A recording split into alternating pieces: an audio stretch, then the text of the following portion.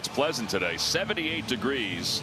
A slight breeze out of the northwest at 12 miles per hour. And the humidity's at 53%. You know, it's back to school weekend here in Minneapolis at Target Field. And it kind of feels like we're going back to school weather-wise. Yeah, a little fall in the air, it seems like, and that would be nice. I mean, we've been dealing with a whole lot of heat and humidity lately here in the Midwest, and it's nice to have this beautiful day today. Today's starting lineup is brought to you by Xfinity for the Phillies. One internet price, 5 years guaranteed. Schwarber and then Stott. Trey Turner is out of the lineup today. That decision was made last night after he fouled that ball off his knee. But he could play today and could be a pinch hit. Part of the pinch hit personnel later on in this ball game. Dean Kramer warming up out on the mound, just beginning his warm-up tosses as he takes the field. And StatCast 3D, powered by Google Cloud, we'll take a look at some of his numbers since he came over from the Orioles. But that's his season numbers: 9 games, 2-4, and a 5.25 ERA. But the Twins made a trade with the Orioles to bring him over here because they felt like they could fix some of his issues that he had with Baltimore. He was having some trouble with his arm angle, not getting a whole lot of swing and miss on the fastball, but he's changed his arm angle slightly on that fastball. You see from the left side, 42.8 degrees. Now he's got it up higher at 47.2, which creates a different angle for the hitter. And it also doubles up with the angles that he uses for his off-speed pitches. His best pitch is the split, and he's got a very good breaking ball as well. Now they're tunneling out of the same slot, and he's having a lot of success with it, getting some swing and miss, getting a lot of swing and miss on the split. And his last 2 outings, particularly his last outing, was really good.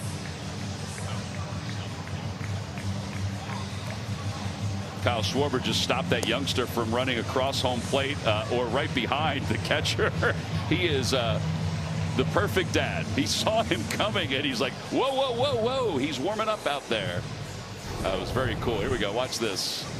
Oh, stop. Oh, oh. How you doing, buddy? He didn't want him getting have the chance of getting like a wild pitch or something. Yeah. So that's something that I learned as a bat boy a long time ago. Never run behind the pitcher, even though he's might be a great, he might have great command of his stuff. You never know.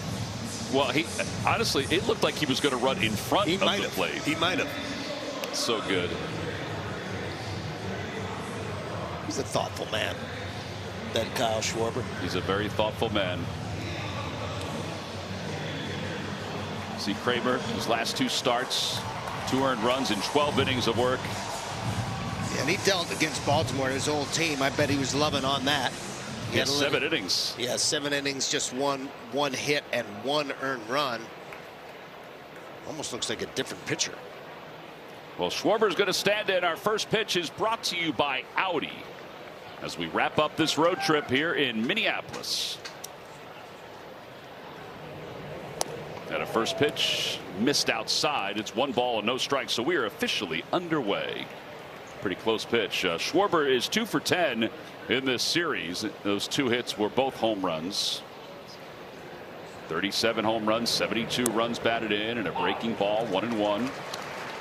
It's the curveball and the split that he'll be using. He throws a curveball to get it over, like when he's behind in the count, as he did there.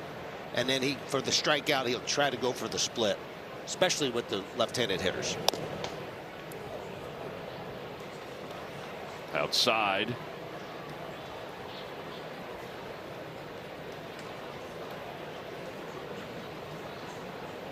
Two balls and 1 strike to Schwarber. They play him the pull on the left side of the infield. Straight away on the right side. Low, ball 3, 3-1.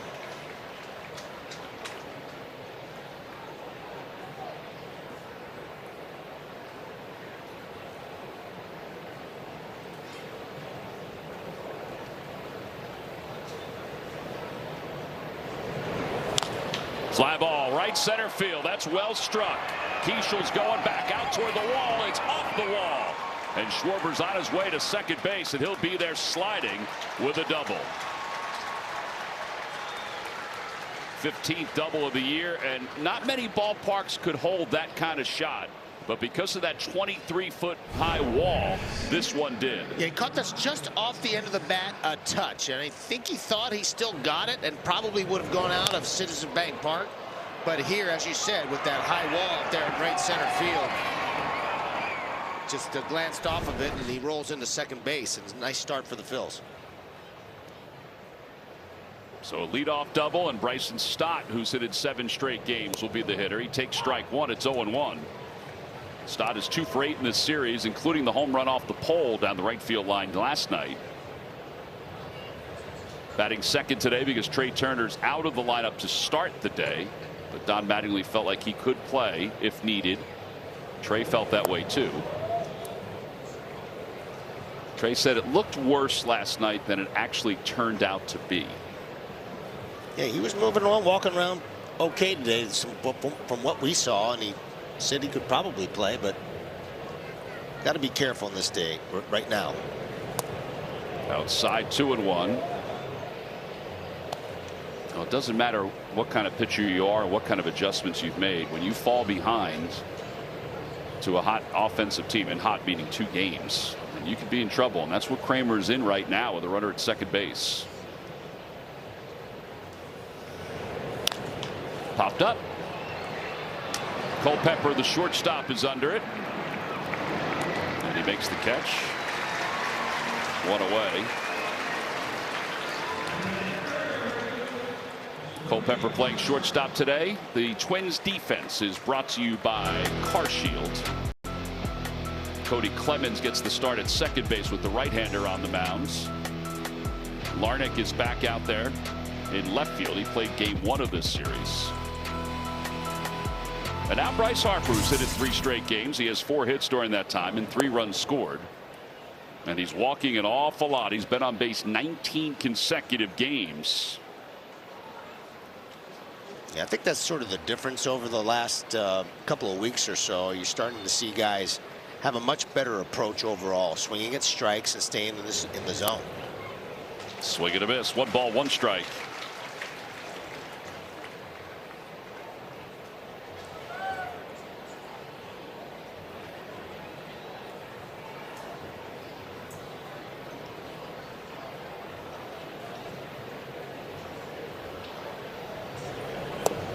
Low, 2-1.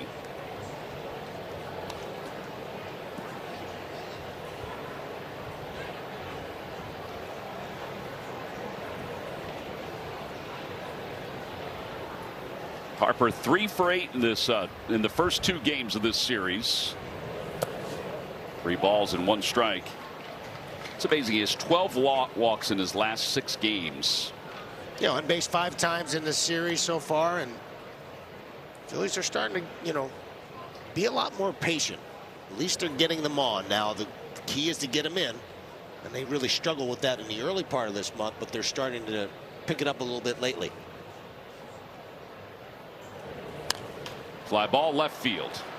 Over is Larnach. Over toward the line. Says he has it. Fair ball. 2 outs.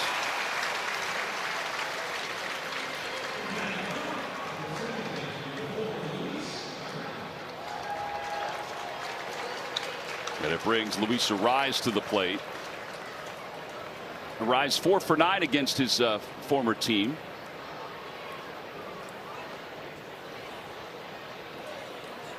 Sitting atop the leaderboard in batting average with a .316 mark.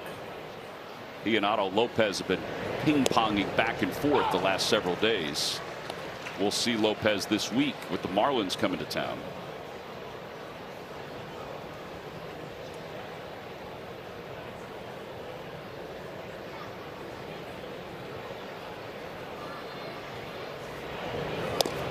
Outside, 1 ball, 1 strike. You never know what the overall effect is by having a player like this on the rest of the team is, but I got to believe it makes them a little bit better. I just see just the overall quality of the at-bats. Their swing choices just keep getting better as the season's worn on with him on this ball club. I mean, all you got to do is watch his at-bats, and you learn a lot about how to approach things. And that approach. I mean, this is a team that really didn't have a whole lot of personality in the earlier part of the season. You just didn't know what type of team this was other than when they hit a home run. they have to be able to score runs without hitting home runs.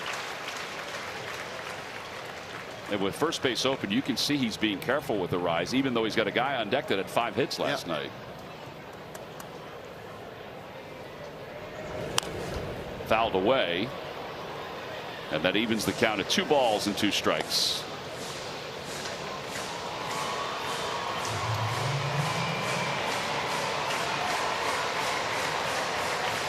You don't often hear people talk about guys being handsy hitters anymore, but this guy is one of them. Chase Utley comes to mind. This guy, there's so many different players in the past eras that use their hands to hit. Outside 3-2. And he's one of them. And that allows him to be as short as he is to the ball? Yeah, much shorter to the ball. You can wait longer, and you can get your barrel. You can manipulate your barrel better. I mean, you just have better back-to-ball skills. There's so many guys creating a different sort of arc with their swing, and mostly with their arms. 3-2 lined and caught by Cody Clemens. Little humpback line drive. And the inning is over. No runs, 1 hit, and 1 man left. We'll go to the bottom of the first. Scoreless game. Nothing outshines a blue moon. Today's Twins lineup brought to you by Xfinity. 1 internet price, 5 years guaranteed. And Larnach, who did not play last night, he's one of their better players. He leads things off. And then Buxton and Bell and Cody Clemens batting cleanup. And some folks think that Cody is borderline MVP for this team. The way he's played this year, the way he's helped carrying their offense. The crater a little bit lately, but he's had a really nice season for him. And to his credit, I mean, he's made himself a really solid, serviceable major league player, and much better defensively as well. Not really known as a defensive player, but he's made himself much better. 1 ball and no strikes to Larnach. As you see Andrew Painter's numbers, 18 games, 15 starts, check swing. This is now 16, so 2-0. Larnach has 10 home runs this year. He had 17 home runs last year. Numbers are much better against right-handers, which is why he was out of the lineup against a tough lefty last night. Former first-round pick out of Oregon State.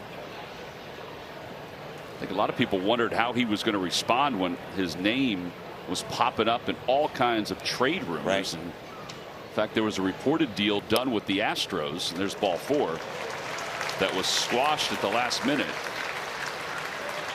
Well, that's sort of an inauspicious start. I mean, one of the things that he has been doing is throwing strikes more regularly, and it just seems like he's a little out of sync with his delivery.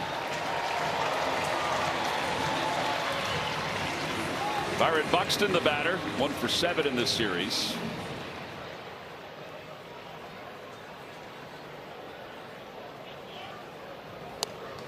Outside.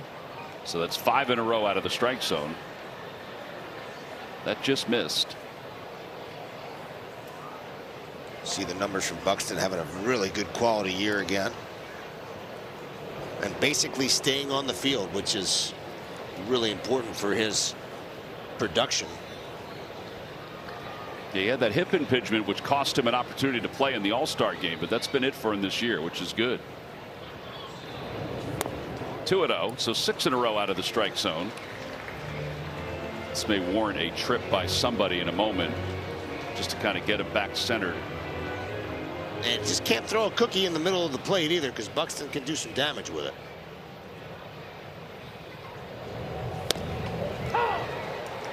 Two and one. It's a generous pitch. I think Buxton could have tapped his head a couple times and gone with a challenge. Yeah. But the Phillies will take it.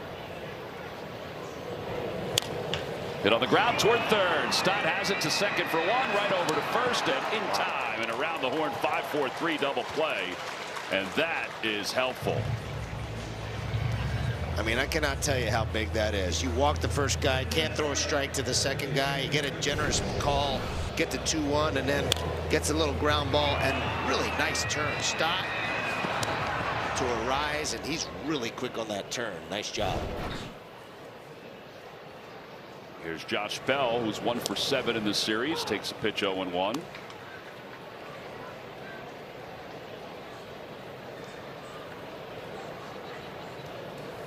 Bell switch hitter, batting left-handed.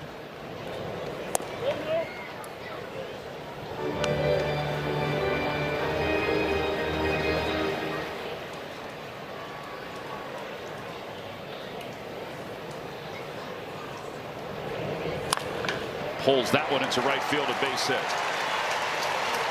And Bell will, as Sarge used to say, kind of Cadillac it up to first base. He wasn't going any farther than that. Cody Clemens coming up.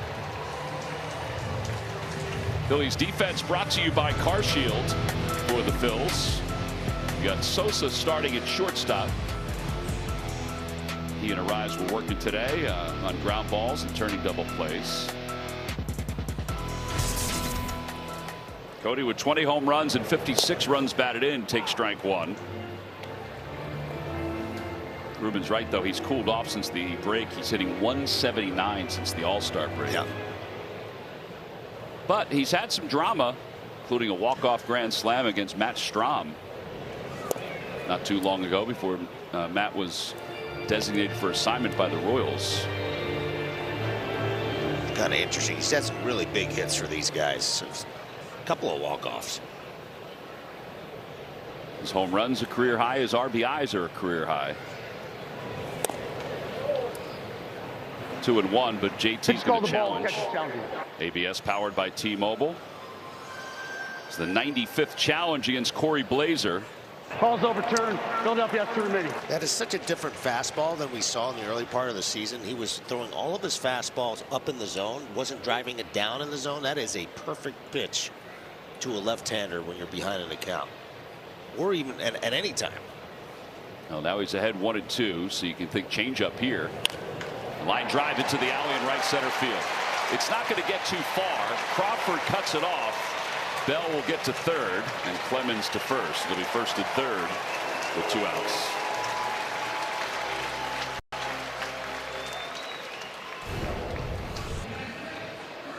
Yeah, I think he does go with the changeup here, but he leaves it up in the zone, and whenever you get the ball up, that's danger zone at any time, and Clemens punches it into right center field. Nice job by Crawford of cutting it off and keeping Clemens from getting to second base.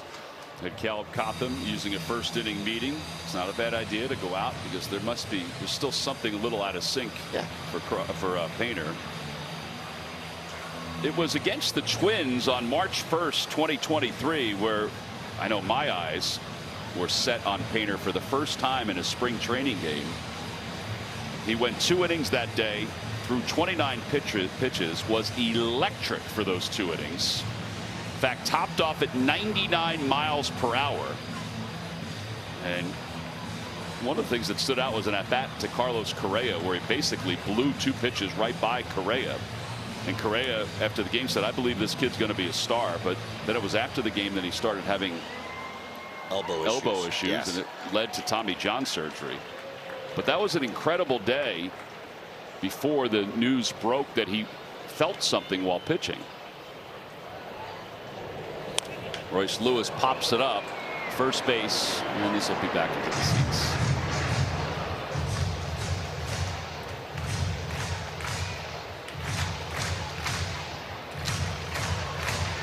That day he used his fastball more than anything else, because it was his first start in spring training, and there was a thought that he would be in the rotation that year. Also threw a couple cutters that afternoon. And I remember even some of the former Twins that were there were just astonished by how poised he was, just how good he was. Yeah, I had the concern that when they were using that cutter was sort of a new pitch. A little concerning that that they were developing that pitch. It does put some strain on the elbow. 2 balls, 1 strike. I'm not sure that's the reason that he had the problem, but he's not using the cutter anymore.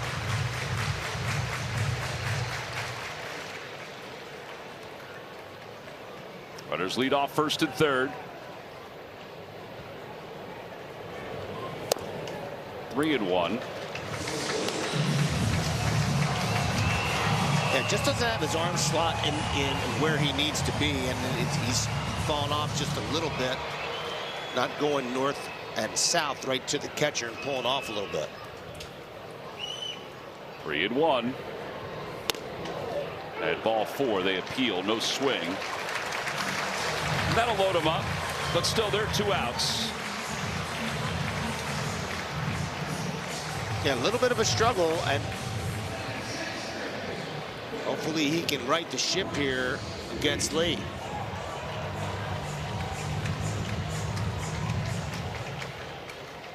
Brooks Lee, switch hitter.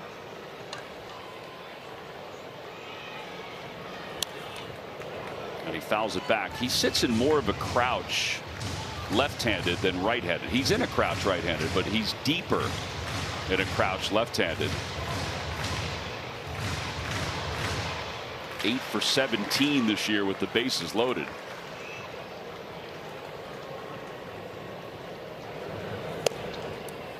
Well, the Twins have been one of the most clutch teams in baseball. It's one of the reasons why they're still in the hunt.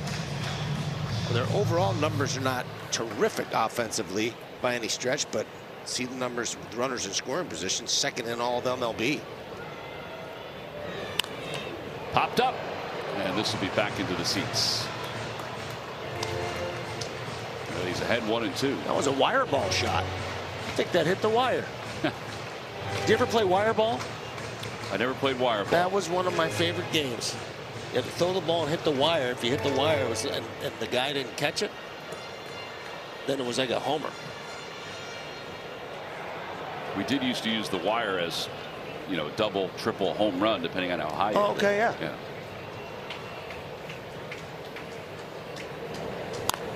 Fly ball deep down the right field line, hooking toward the pole, and it is foul. That was scary. I'm not gonna lie to you. Off the bat, I thought it had a chance to stay fair, but fortunately, he got out in front of it enough to hook it foul. And it's a game of feet sometimes, and it had the distance certainly.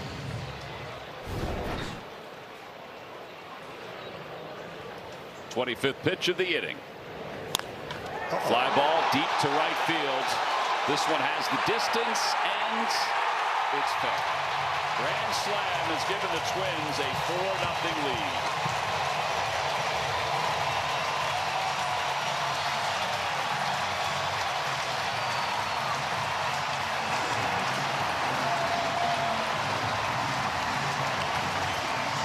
Many times the baseball gods don't reward you after you come that close to a home run.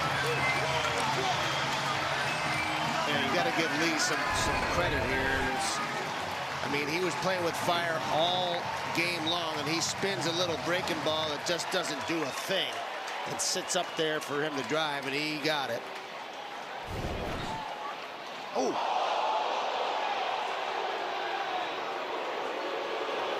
I think Keishel's okay. Derek Shelton's coming out just to kind of make sure. That's scary.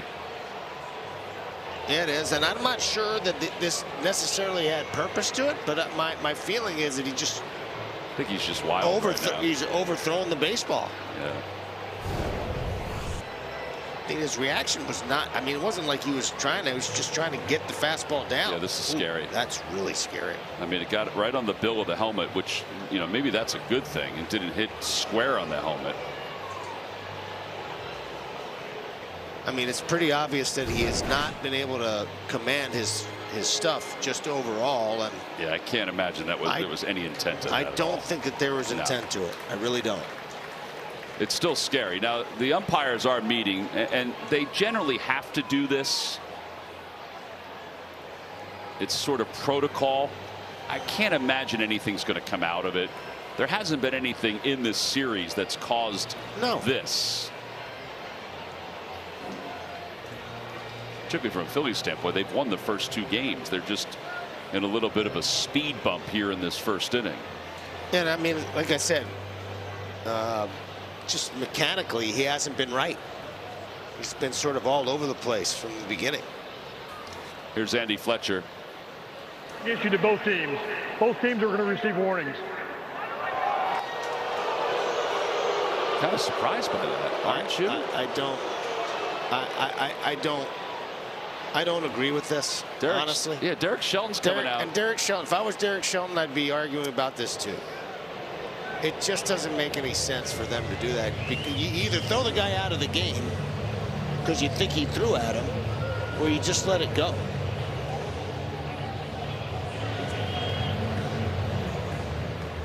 At least that's how I would handle it. Yeah, and I don't know if there's any protocol umpire-wise that they have to issue a warning. I can't imagine there is. I know they have to meet. I know they have to come up with some kind of decision.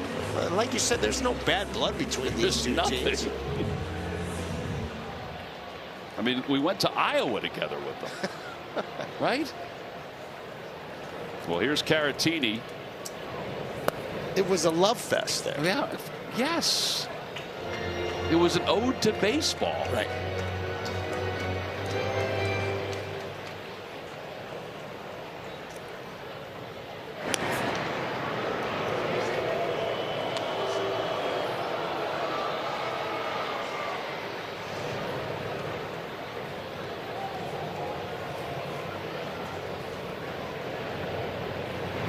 Runner goes, pitch taken for a ball. Throw to second is in time.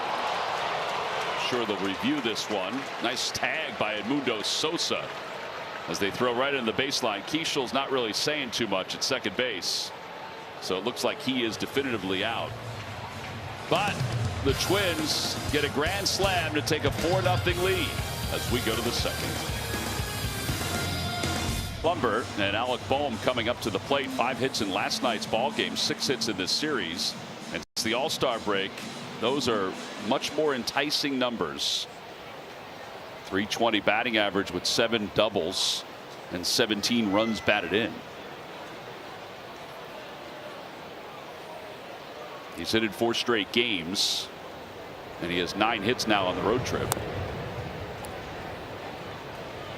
It's so important for the Phillies that when this has happened in the over the last month or so, or last month and a half, you almost feel like this game's out of hand already, but it's early. They can start pecking away. Absolutely. And that's really important for them to fight through it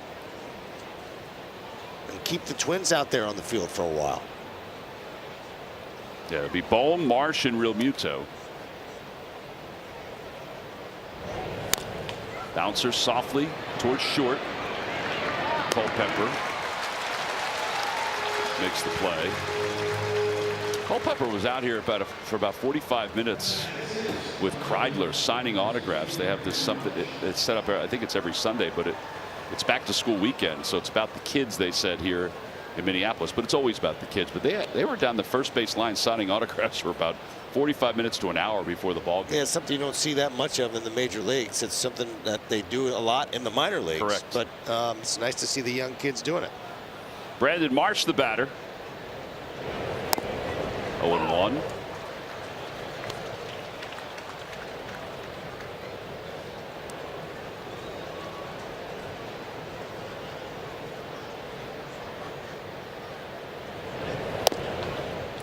One ball, one strike. Kramer, when he was with the Dodgers, he was involved in the trade that sent Manny Machado from the Orioles to the Dodgers. Right. He was a Dodgers prospect, and the current GM of the Twins, Jeremy Zoll, was part of the Dodgers front office at the time. In fact, he was the assistant director of player development when he was drafted originally. So that's where the relationship was before. So when he was available, they felt like they could adjust his motion a little bit, like we showed you, and maybe take a flyer on him. So they've got his mechanics basically back to where they were when he was with the Dodgers. And I think what you pointed out, Ruben, is right on, is that the slot for every pitch is the same slot. So the deception is probably there a little bit more. Swing and a miss. First strikeout for him. Bet365 provides us with the odds for JT Realmuto to hit a home run in today's game. JT coming out of a little bit of a funk, starting to hit the ball well. That's a couple of solid situational at bats so far in this series. Just one hit, but I like the way he's approaching right now. 0-1. Yeah, the 2 sac flies last night. They were important. I know it turned out to be a blowout of a win. Absolutely.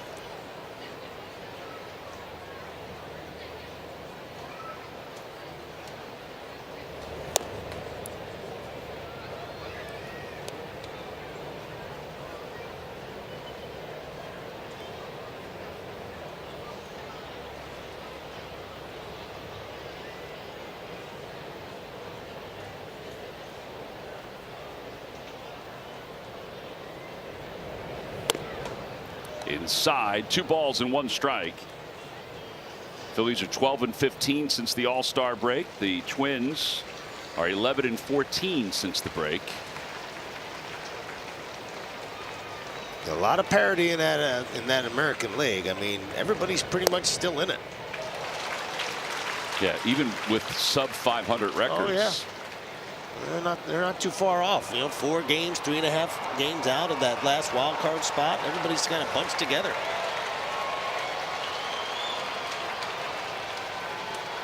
Two and 2.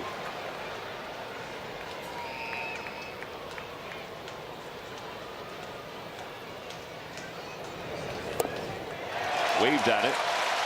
And the second straight strikeout for Kramer. Phillies go down 1-2-3. We'll move to the bottom of the second.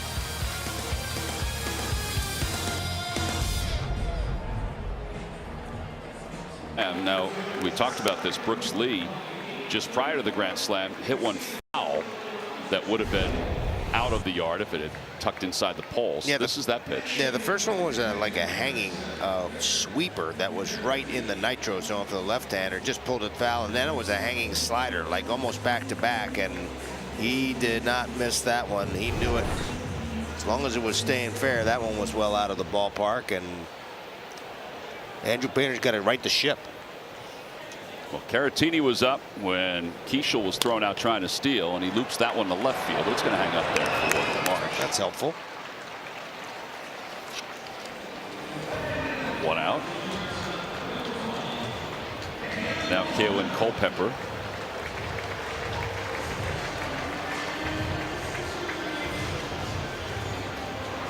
This young man has given them a little bit of a jolt.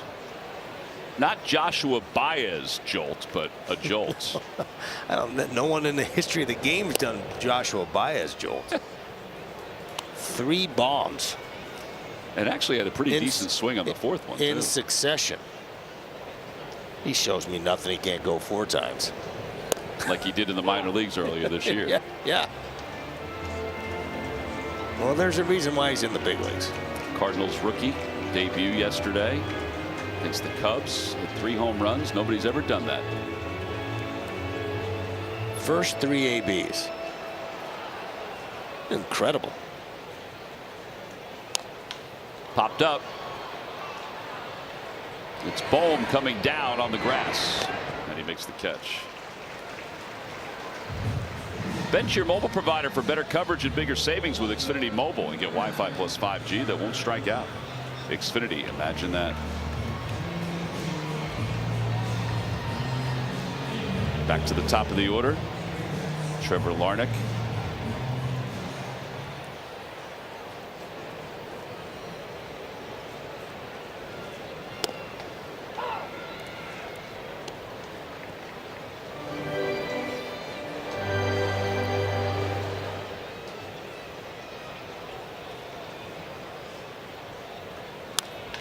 Hit on the ground to first. Well, this was a nice bounce back inning for Andrew Painter. 3-1 on the put out, retires the side in order. 2 in the books. We'll head to the 3rd.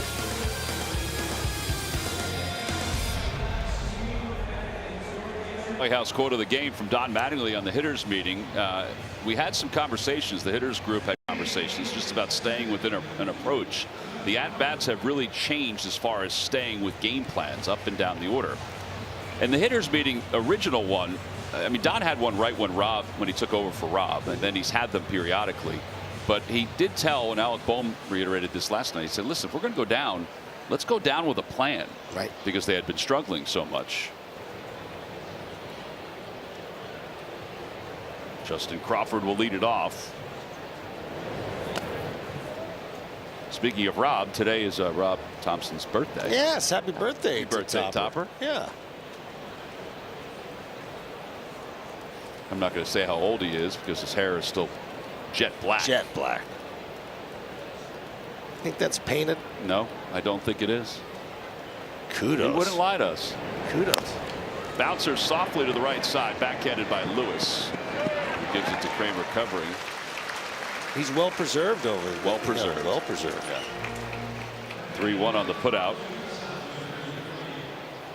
We sent him a video today wishing him a happy birthday, and then we showed the twins working on bunting practice. It was just about all of them that were out there today, and it was something you don't normally see out on the field. Yeah, it was a cool thing, especially on a Sunday day game. And Tom said, well, Derek Shelton better be good at bunting practice. He set the record for sacrifice bunts in a South Atlantic League season with 106 when he played for me. That's a lot of sacrifice bunts. He didn't trust him to swing the bat, I guess, huh?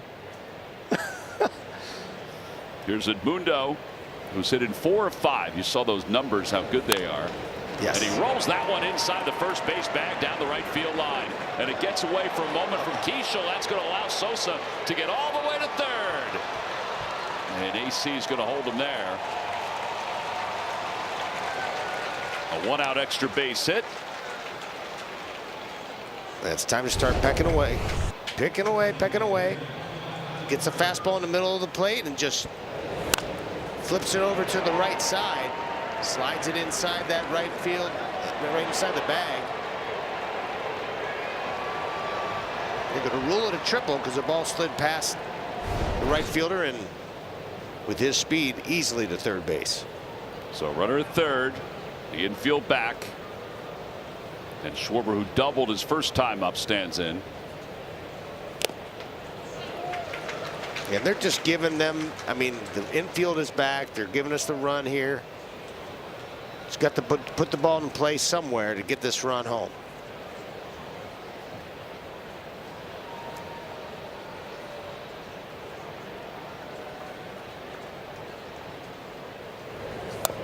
Inside. 1 ball, 1 strike.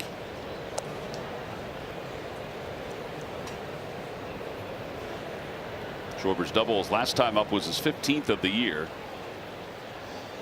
53 extra base hits this season.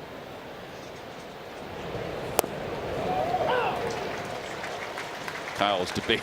I think he made a good decision by not challenging that. I think he got lucky that they didn't call a tap.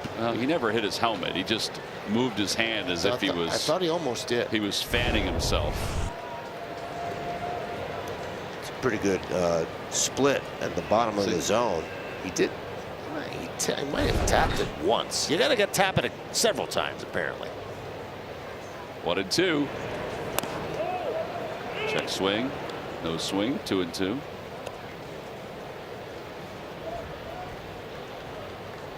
Really need some contact in this situation. We had a second man on second with nobody out in the first inning. Could not move the runner. Could not drive him in. And got to have this one.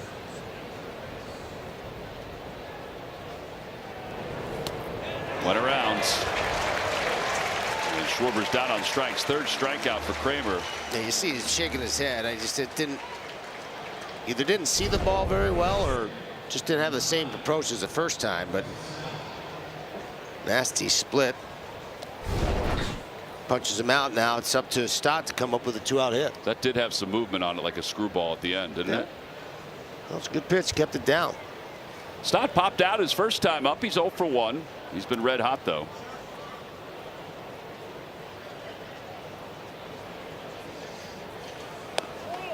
Oh, I love that idea. I mean, do? the third baseman is way off the line. They're giving you a run. If he just bunts it anywhere to the left side of the field, it's a base hit and an RBI. You see how far off the third baseman is still. I would still do it. He just has to get it anywhere close to the line.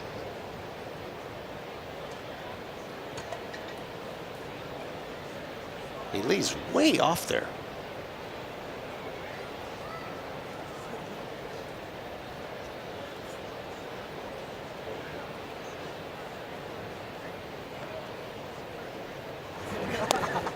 2-0.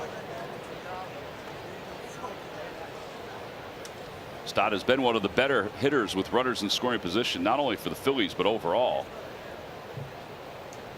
He and Bohm have been over 300 for the year. Arise is over 300.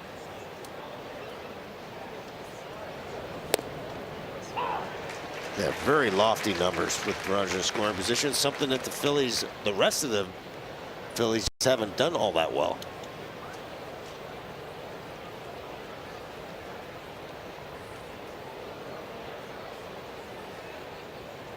Two balls, one strike. He's changing speeds very well today. That splitter now. I don't know if you get away with that one all the time, but the speed helped him in that. I think just the fact that he's tunneling his pitches much better. I mean, that fastball is coming out of the same exact slot as that split. Tough to distinguish.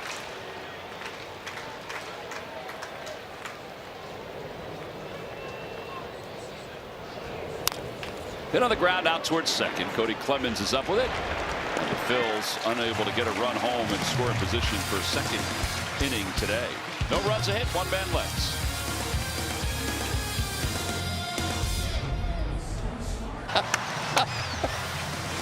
Phillies baseball is brought to you by your local Delaware Valley Honda dealers. Hurry to your local Del Val Honda dealer. Visit DelValHondaDealers.com. And by the Pennsylvania Lottery. Visit PALottery.com or download the app today. Players must be 18 or older. Please play responsibly. Benefits older Pennsylvanians.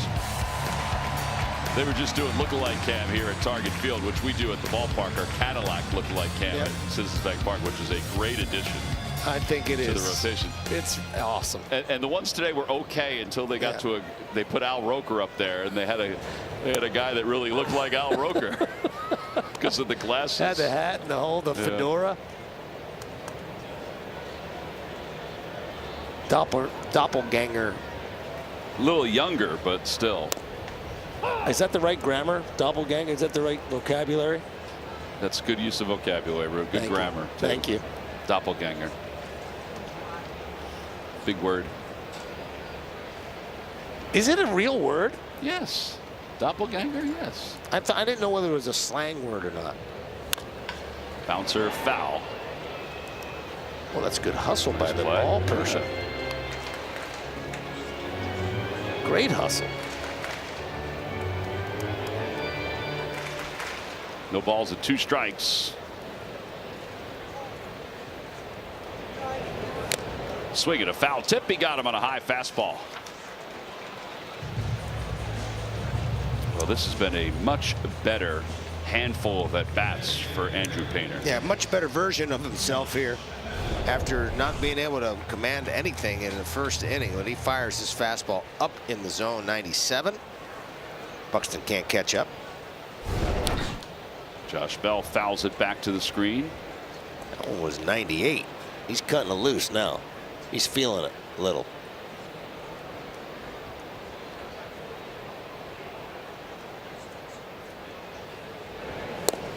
Oh, and 2.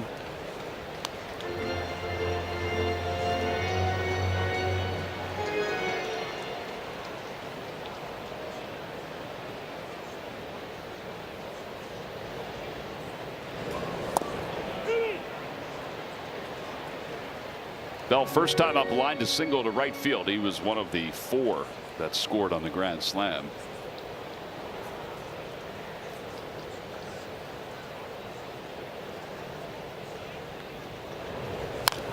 Bounce to the right side, and Arise gobbles it up.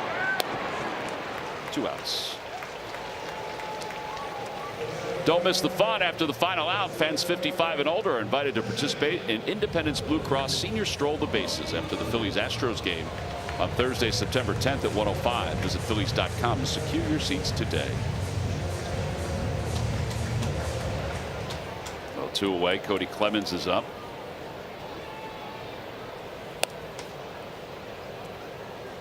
Big day today at Citizens Bank Park. The perfect game. Yes. We had a little weather yesterday. Little weather. Perfect game tournament was going on. Oh. That ball is drilled. Wow, that is a long home run. Cody Clemens' 21st home run of the year. It's the second home run of the day for the Twins, and they're up 5-0.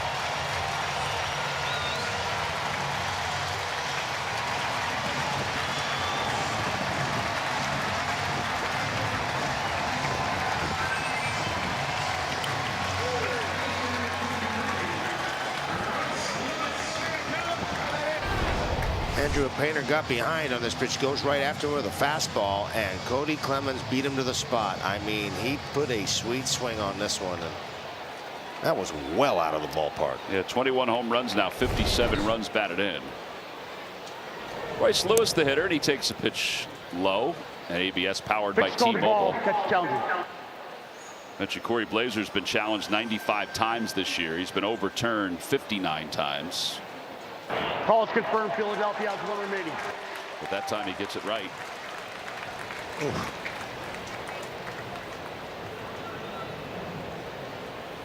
One ball, no strikes.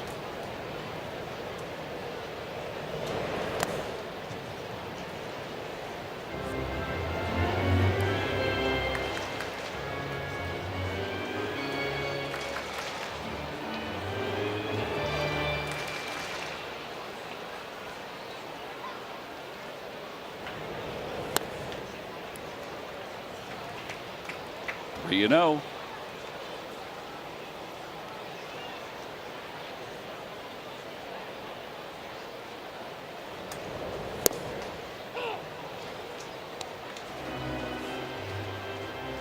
.400 feet for that home run for Cody Clemens.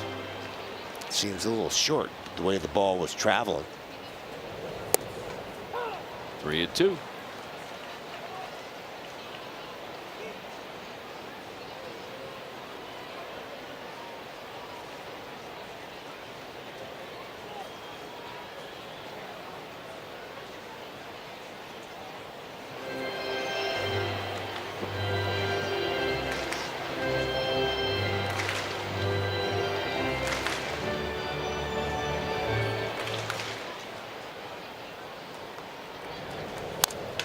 That one's looped out toward left center. Off the end of the bat. Lewis is second into the series.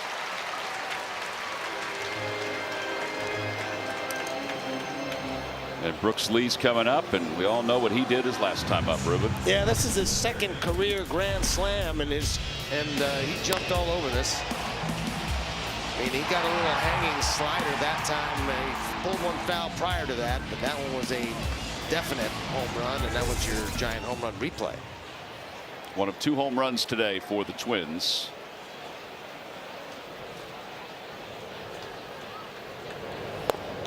Takes low, 1-0.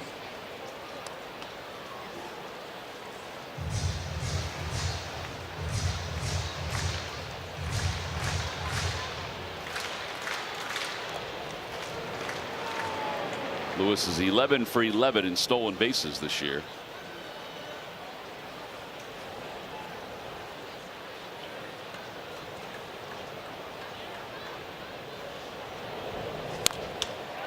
That one's out to right. Harper got turned around. It was off the end of the bat, and he's able to reel it in. Still traveled a pretty good distance. 1 run on the home run by Clemens. We'll head to the 4th, 5-0 Twins.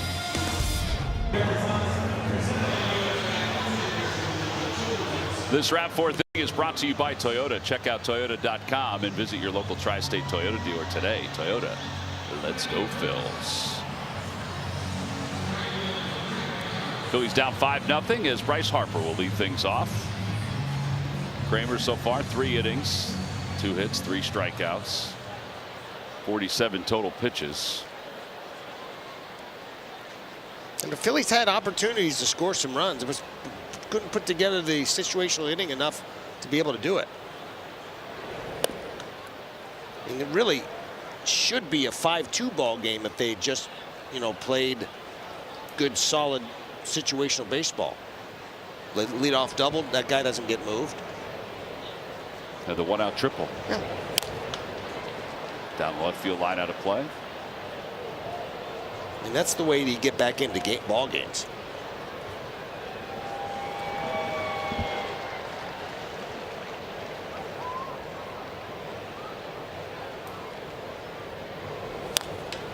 That one's out towards center field. Buxton roams the ground. Makes the catch. One away. And Luis Arraez coming up. Phillies will return home. They've got 3 games coming up against the Marlins. And it'd be nice to just distance themselves from the Marlins, who are still hovering. Yeah, they're lurking. Right now, Atlanta leads Arizona 2-1. That game's in the bottom of the 6th inning. And Cleveland and San Diego are just underway in the first.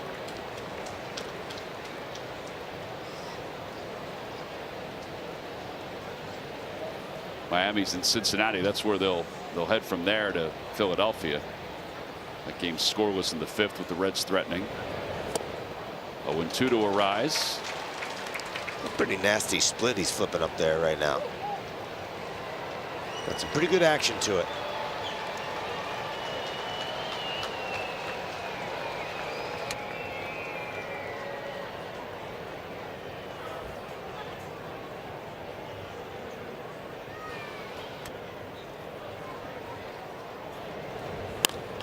Opposite way to left field. Larnach is there. Time now for our Stuff the Fans trivia question, brought to you by FanDuel Casino. Get your thrill on. Before Alec Bohm last night, who was the last Phillies first baseman with 5 hits in a game? You think he'll remember this? The last one? The guy who did it? I think he would remember every at bat. You think he does? Yep. He says he doesn't, but I guarantee he does. 0-1 to Bohm. Johnny was a little bit of a savant when it came to hitting. Whoa, whoa, whoa, whoa, Ruben. Whoa, whoa, whoa. Not proper grammar? Grammar was excellent. 0-1. Popped up out of play. For all those fans out there that thought Rico Brogna, now they've got to check him off that list. That's right.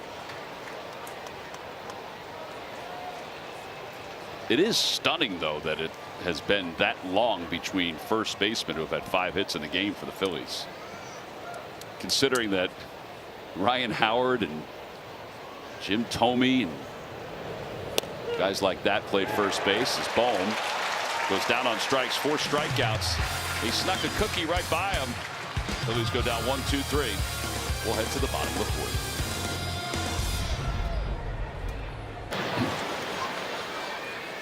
This wrap 4th inning is brought to you by Toyota. Check out Toyota.com and visit your local tri-state Toyota dealer today. Toyota, let's go Phils. Phillies trail at 5-0 as we go to the home 4th.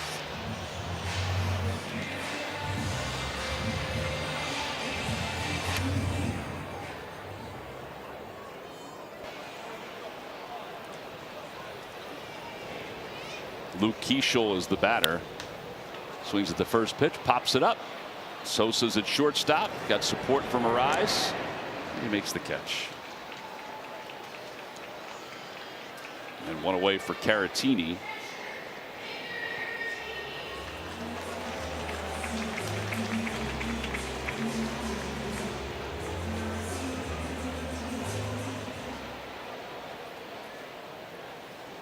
Caratini, a switch hitter.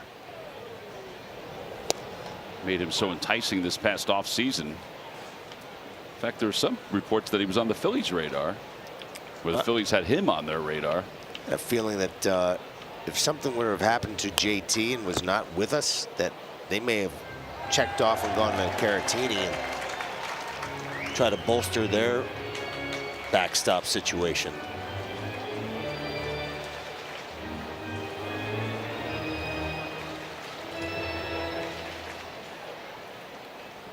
Oh, 0-2. Back to the box, and Andrew has it. Flips underhand to first. 1-3 on the putout.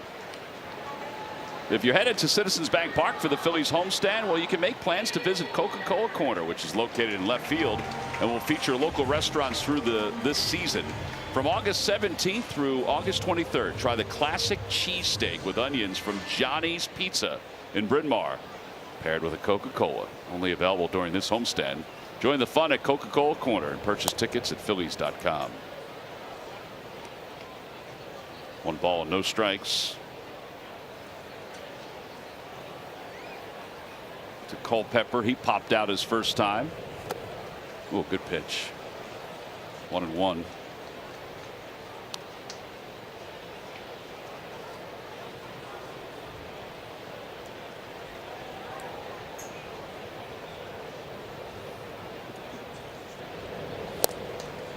He powered that one right by him at 98. He's got good life on his fastball today. Yeah, he's throwing the ball with a lot more conviction right now than he did in the first inning, and I just he's feeling a lot more confident now. He did give up the home run to Cody Clemens, but overall the pitch quality is much better. Way better than the first inning. No doubt. Hey, listen, he's not the only starter that goes through things like that. Yeah. And it's how they make adjustments, and he certainly made an adjustment.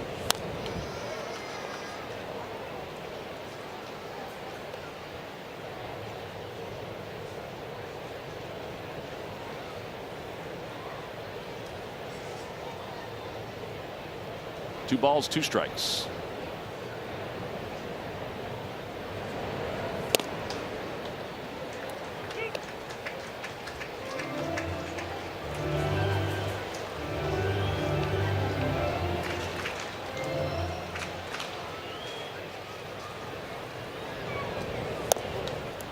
And ball 4.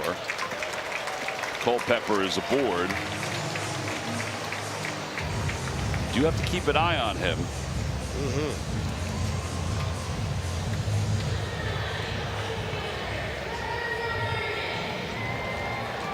They're going to stay aggressive on the base pass. I mean, this is the type of team they are, and Derek Shelton's going to not take the pedal off the metal. He's too busy adjusting his oven mitts right now, though. What a game. He is still putting them on. He only has a certain amount of time.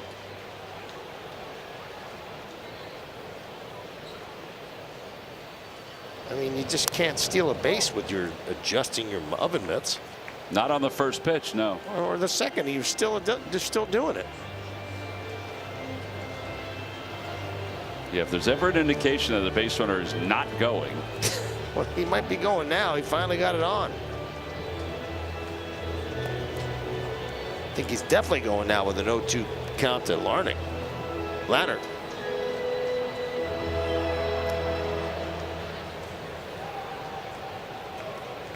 Oh, 2.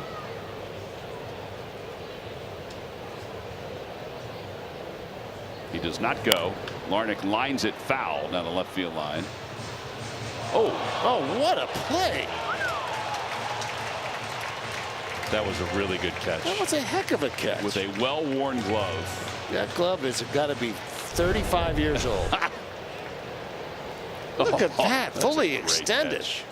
He saved a couple of people too, I think. Ooh. Might have been close. Don has his hand up.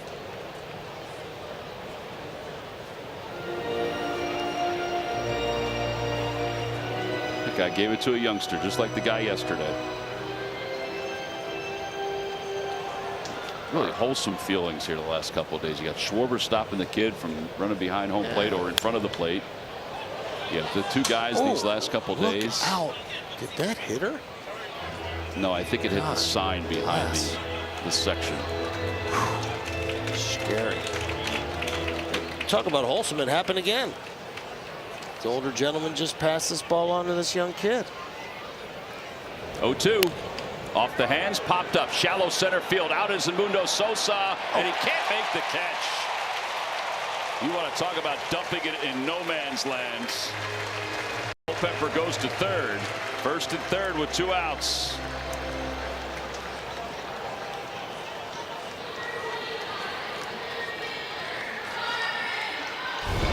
Yeah, Larnach gets sawed off a little bit here, but he fights through it and flips it out into center. Valiant effort here from Edmundo Sosa. Almost makes a heck of a catch on there. Well, Caleb Cotham's going to use this time to head out to the mound again. Edmundo did everything he could. I mean, and Justin, because it's such a big ballpark, he is playing a little deeper. than he normally would. He still plays deep anyway. Yeah. But I don't think he really had a shot. Even no. he had the perfect jump on it. That Mace ball was just wasn't hit hard enough to get to him. So down 5-0. It's Byron Buxton who's coming up. He's 0 for 2 today. He's got runners on first and third. Andrew Painter's got to figure out a way to try to turn off the faucet here. Yeah. Pitches by inning 28 in that first inning.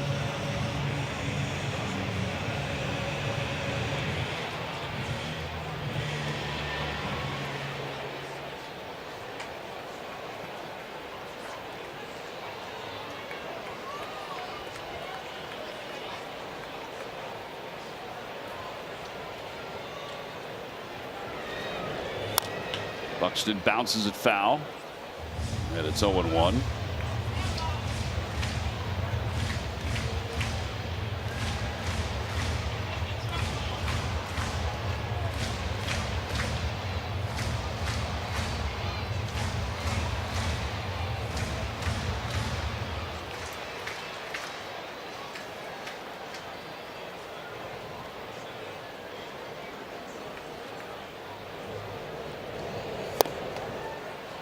Oh, 2.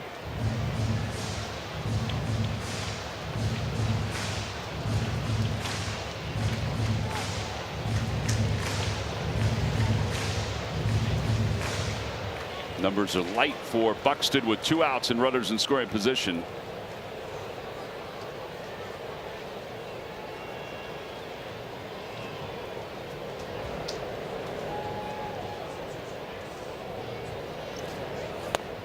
Down and away.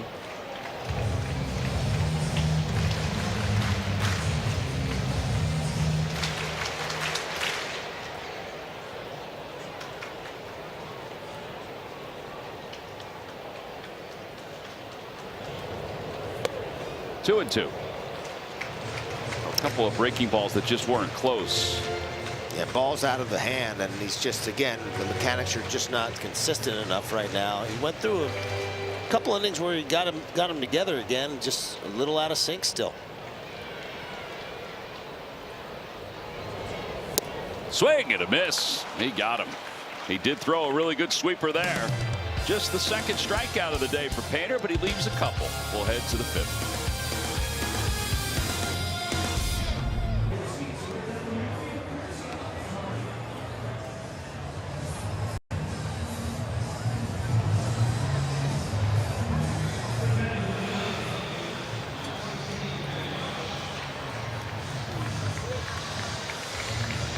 You're invited to the Flo Rida postgame concert presented by Jim Beam at Citizens Bank Park on Tuesday, August 18th after the Phillies host the Marlins.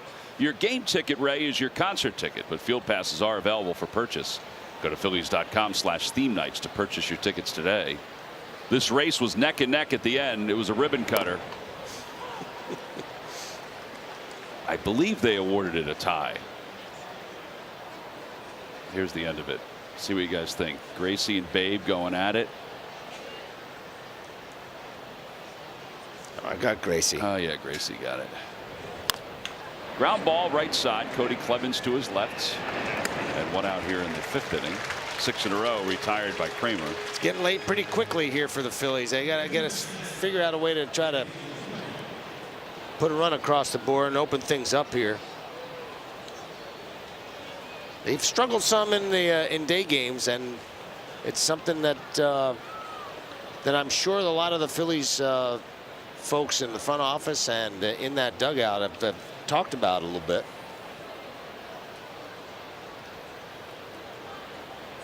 Yeah, it is something that's pretty. It's a little bit of a concern.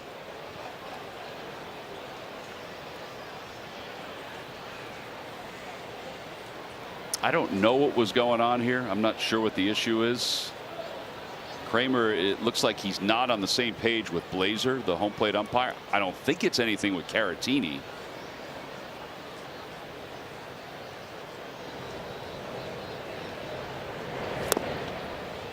Oh, 0-1.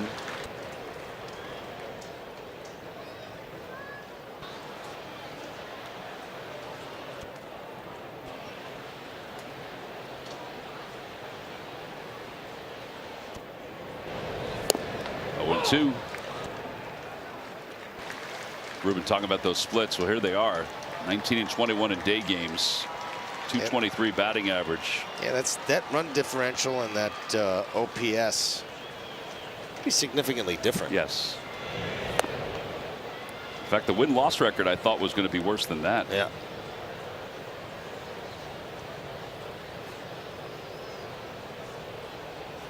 One ball and 2 strikes to Real Muto.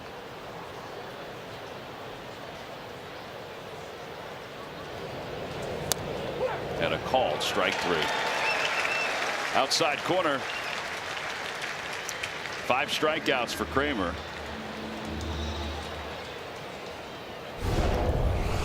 He's been painting. He's made some good pitches against the Phillies, and in this particular pitch, this one's off the plate.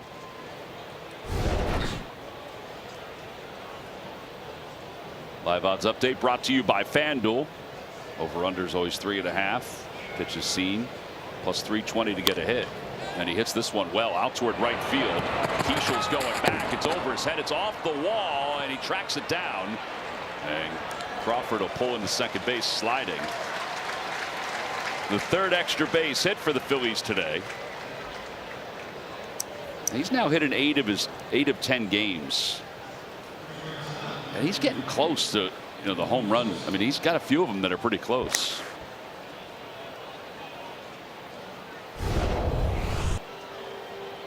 He got on this one. This looked like a little changeup and stayed up, or a little sinker, and he stayed on it. Got a one-handed it. Pretty good play by Keichel. Almost getting him at second base. Didn't, it wasn't close, but I didn't think there was a prayer to get him. But that was a pretty athletic move. Yeah, Keishel's played a lot of infield, but he's making that transition out to the outfield. Yeah, he's bounced around quite a bit. Started off as an infielder and second baseman, I think, originally, and bounced around in the outfield. They're trying to get his bat in that lineup because it can be a pretty dangerous one. Swung the bat well against the Phillies in this series. Well, now Edmundo, the batter, with a runner at second base. Outside, 1-0.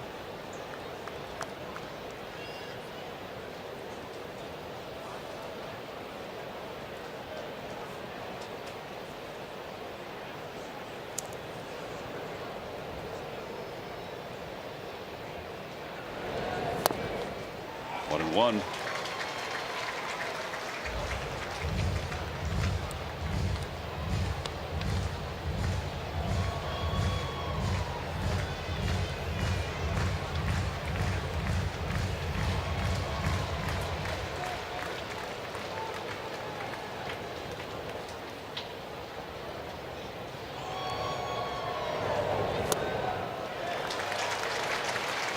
He's using that cutter a lot today and the split a lot today. They've both been effective. I mean, this guy's done a nice job of tying the Phillies up.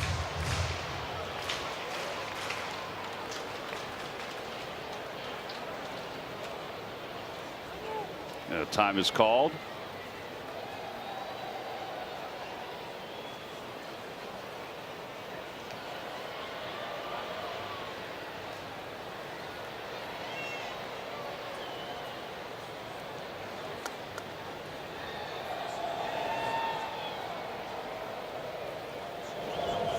Swing and a miss.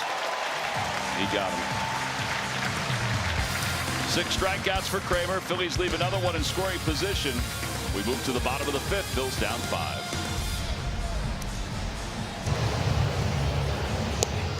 Phillies fans, vote for the Schwarbaum Sunday. Fill in your ballpark bites bracket for a chance to win tickets to try these bites in stadium.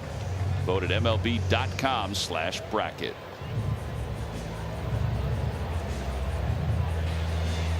That young lady's wearing a Schwarbaum shirt. I'm sure she would love the Schwarbaum Sunday. I mean, who wouldn't? Uncrustable, deep fried. Yeah. Strawberry sauce on some ice cream. Some Jimmy sprinkled in. Is that decadent enough? Oof. Wow. Josh Bell, the batter. Bell is 1 for 2. Popped up. Outside of first, that'll be out of play. Not a lot of room. I think I gained 2 pounds just looking at it. It's a great Sunday. By the way, Matt Olson's just hit a 3-run home run, so the Braves lead the Diamondbacks 5-2. That game's in the 7th. Okay. He decided a 3-0 pitch was to his liking. So that's good news for the Phillies.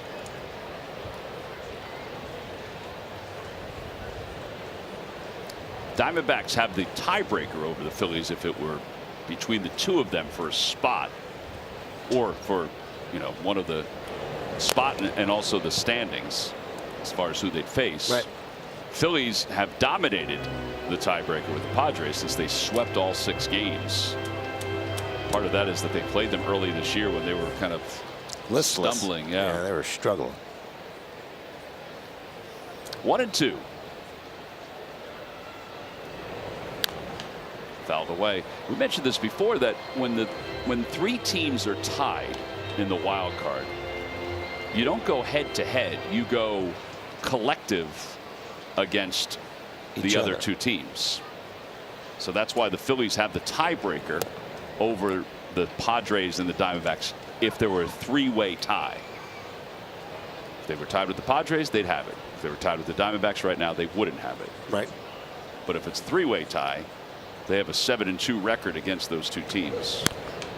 Rounded foul, so they have the highest winning percentage against the other 2. I think the last time I looked, the Padres and the Diamondbacks were 5-5 against each other. Well, all I have to do is play 600 ball the rest of the way, and they'll, you know, they don't have to worry about them, you know, the other teams. Ground ball to first, little flip to Painter covering, 3-1 on the putout. I mean, not an easy task, but they need to win the games they're supposed to win. That's it. Cody Clemens is 2 for 2. He's got a single and a home run.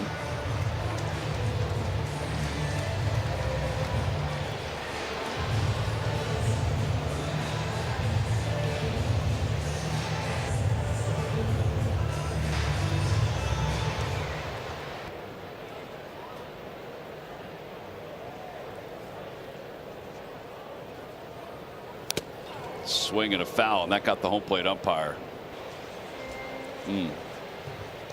Wow, it looked like it got him right underneath his chin. Yeah.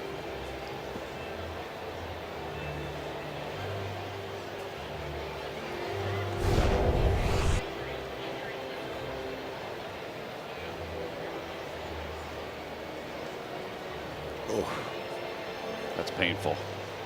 I mean, that throat guard that he has, looks like it almost broke. Like knocked it to its side.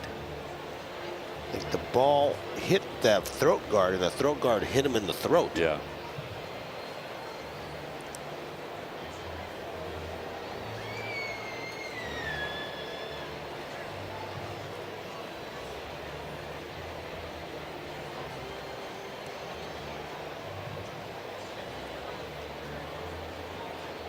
Said he's okay.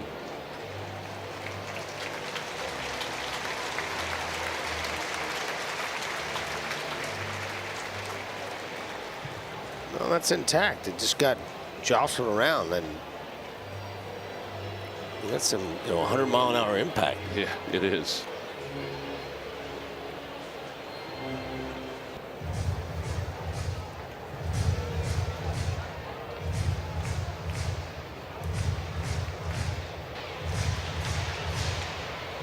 He's gonna be feeling that tomorrow. Yeah.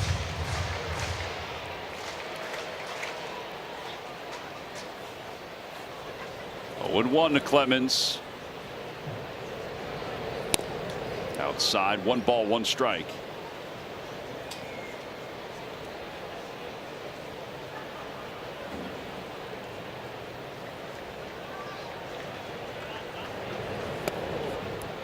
Two and 1. You're right, though, about playing 600 baseball, but that includes that series against the Diamondbacks that they have in Arizona. Yep. That's going to be a long road trip. The Phillies will play the Mariners, the Angels, and the Diamondbacks. 3-city tour. That will not be an easy one. No. They have to strap it on.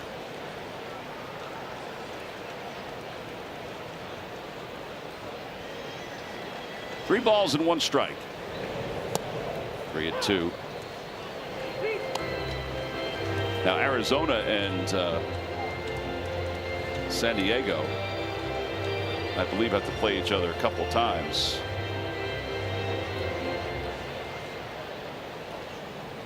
So although they're 5-5 against each other, that may change, or that will change. So that means that Arizona 5-5 against the Padres and 2-1 against the Phillies. They're 7-6 against those 2 teams. Right. Padres 5-5 against the Diamondbacks and 0-6 against the Phillies. So 5-11 against the Phillies. That's why they're in the last spot in that tiebreaker with the 3 teams tied. Marsh will reel that one in. And now a quick word from FanDuel Casino. New FanDuel Casino players get 500 bonus spins and $50 in casino bonus, which means more spins on Love Island Unlocked. So couple up with a date night boost, because thrill time is bonus time on FanDuel Casino. 2 away, and it brings Royce Lewis up. He is 1 for 1 with a walk and a run scored today. Lewis has the 4th highest batting average in August. Boy, that was weird. That ball, that bothered JT, that pitch. Wow. And it popped right out of his glove. I didn't think he got thumbed where it hit just that. It must have. It just must have hit that thumb. Oh, yeah, it did. Yeah, it did. You almost never see that happen with JT. No. It's almost like he was crossed up, right? We're just anticipating a different action on the pitch. That's painful for a catcher to have that thumb sort of bend. 1-1. I used to have to use one of those plastic thumb guards when I caught. Did that emergency catching stuff. Yeah, he has a batting glove underneath. Not many guys wear batting gloves behind, you know, when they're catching anything, whether it be your first baseman's mitt or your catcher's mitt.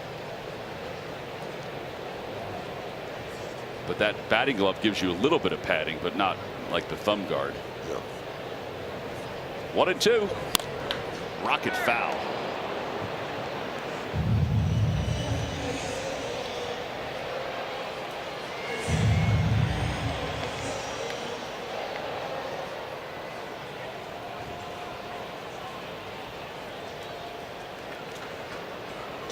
One ball, 2 strikes. Painter's ready to go. That was close. Pretty good pitch. He hasn't been able to finish too many. He's only gotten 2 strikeouts with Buxton, and just hasn't been able to make that pitch to finish somebody off. Yeah, that one was just off the outer edge. Ground ball left side. Stott has it. Little spin and sets and fires just in time to get Lewis. Excellent play. And the inning is over. We played 5. Phillies offense has got to get it going as we come back for the top of the 6th. Of the week is Aaron Nola. Aaron has had a hard season, but reaching milestones and recent success is helping him turn the page. With a 2.91 ERA and 26 strikeouts in his last 4 starts, including his 2,000th career strikeout, the 10th fastest pitcher ever to reach that plateau. Aaron also has gotten the chance to start a game in front of the corn and tied his season high in Ks. Nola's place in franchise history is cemented, and his continuing story is brought to you by Independence Blue Cross. We'll see Aaron pitch this week when the Phillies return home to take on the Marlins. Phillies trail at 5-0 here as we go to the top of the 6th inning. And Kyle Schwarber takes strike 1 against Dean Kramer, who they acquired from the Orioles and came into this game with 2 starts, 2 solid starts, but this is probably even better than the other ones. He has not allowed a run through 5 innings. Outside, 1 ball, 1 strike. ABS powered by T-Mobile. Caratini challenging that one.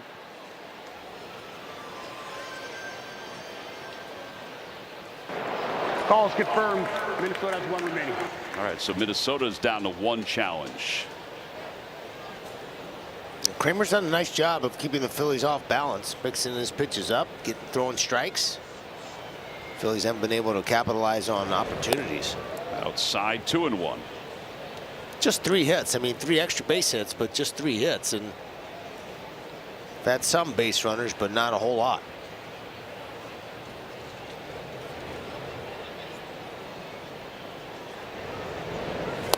Swing and a miss. That pitch and the cutter, they have been really good pitches for him today. And he's only at 71 pitches. Now, he hasn't reached 100 pitches at all this year. I don't know if that'll change.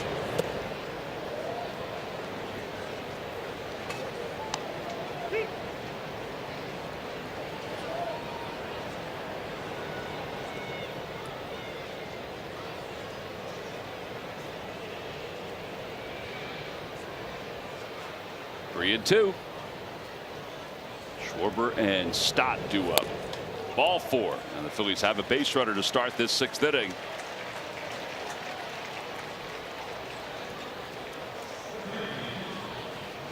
And Bryson Stott is coming up. Since the All-Star break, Bryson at a 1.6 WAR, which is even with Jackson Merrill, Stephen Kwan, and P. Crow Armstrong, who's had a heck of a year if you discard the first month.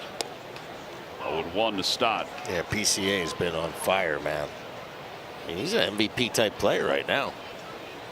But he's, I mean, an outstanding center fielder, hitting home runs, stealing bases, doing everything for Chicago.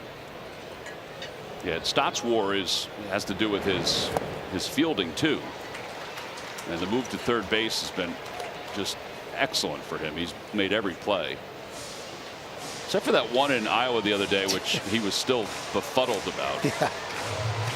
The bounding backhander. Yeah, not that it was that big of a deal. 0-2 coming to him. Swinging a foul. He's been awfully steady. I mean, I've been amazed by his accuracy of his throws. He's done them with backhand, with forehands. He said the spin. It's amazing getting loose up there in the Phillies bullpen. Well, I think we always talk about Stott's clock when he's playing second base, and I think it's evident over at third base too. 0-2 again. Outside 1-2.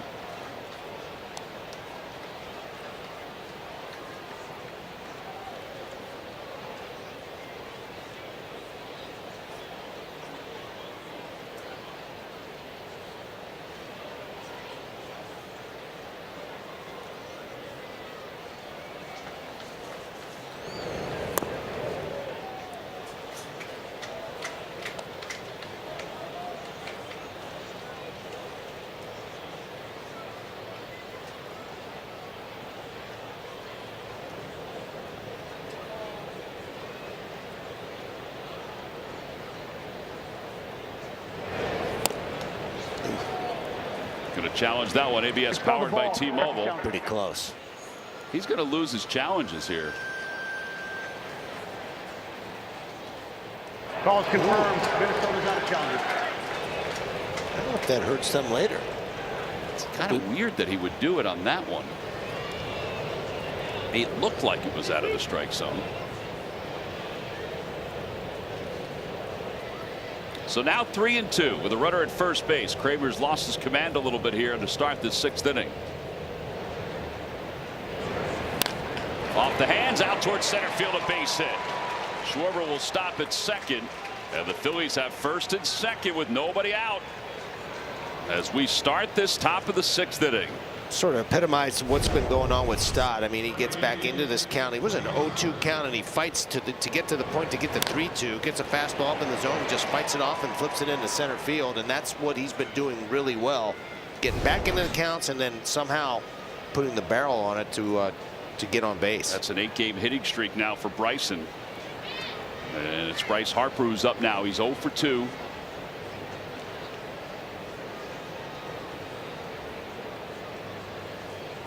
Looks like there's some stirring going on in the Twins bullpen.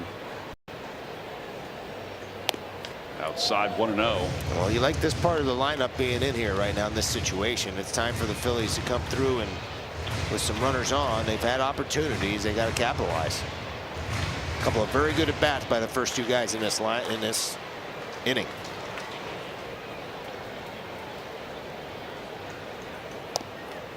Outside 2-0. Yeah, he's kind of lost his command here. Surprised how long it's taken somebody to get up in their bullpen.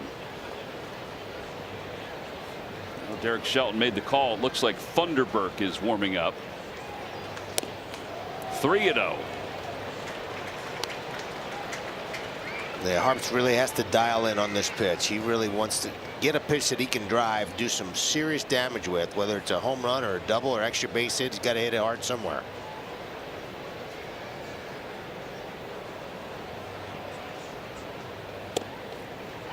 Three and one. It just seemed like he was taken all the way, which I don't have a problem with. Still trying to get some base runners on. Phillies have had a very eventful month of August as far as the free passes go. This doesn't include today. The 3-1 pitch. Outside, ball 4. So 2 walks in the inning. The 2 walks sandwiched around a single by Stott. And now the bases are loaded. And Pete Mackey is going to head out to the mound to talk to Kramer. It'll give Funderburk a little more time to loosen up. He's not going to have enough time to get ready for this hitter. No. No, maybe lining up for Marsh. That's what I was thinking. Maybe Marsh. Well, Arise is 0 for 2. He's lined out and he's popped out. Little humpback line drive his first time up. Arise is hitting into some tough luck with the bases loaded. He's hit a bullet to first base for a double play. He's had some at bats where he's had opportunities and just hasn't been lucky. Hopefully he can find some space out there in that vast outfield here at Target Field.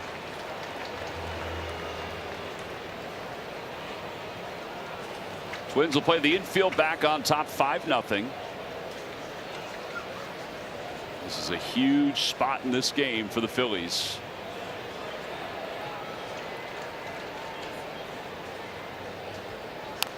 Check swing. Slowly out towards second. Clemens has it. He's going to go to first. A run will score. It's a 5-1 game. Well, that's not the type of a bat you necessarily wanted to have, but it ended up being a productive out because he moved the runners and drove in a run. I mean, you almost never see this guy do that. Check swing, put it in play in a situation where the pitcher's in a tough spot. But it's an RBI, and they still got runners in scoring position. Less than 2 outs. And Alec Boehm, who's 0 for 2 today, but is 6 for 12 in this series. He's the batter. Outside and low, 1-0.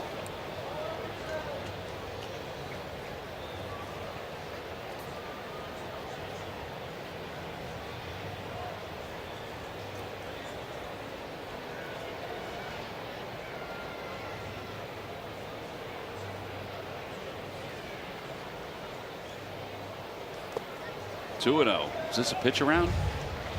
Or you think he's just lost his command? I just don't think that he has the same command, and he's kind of slapping the ball as it comes back to him. So he's not real happy with where he is. I mean, this guy was cruising. Cruising.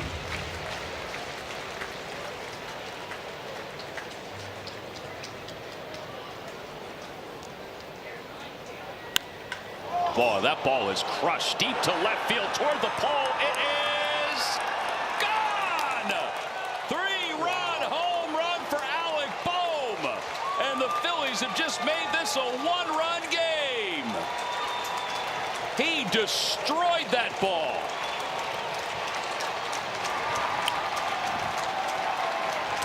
You talk about getting hot.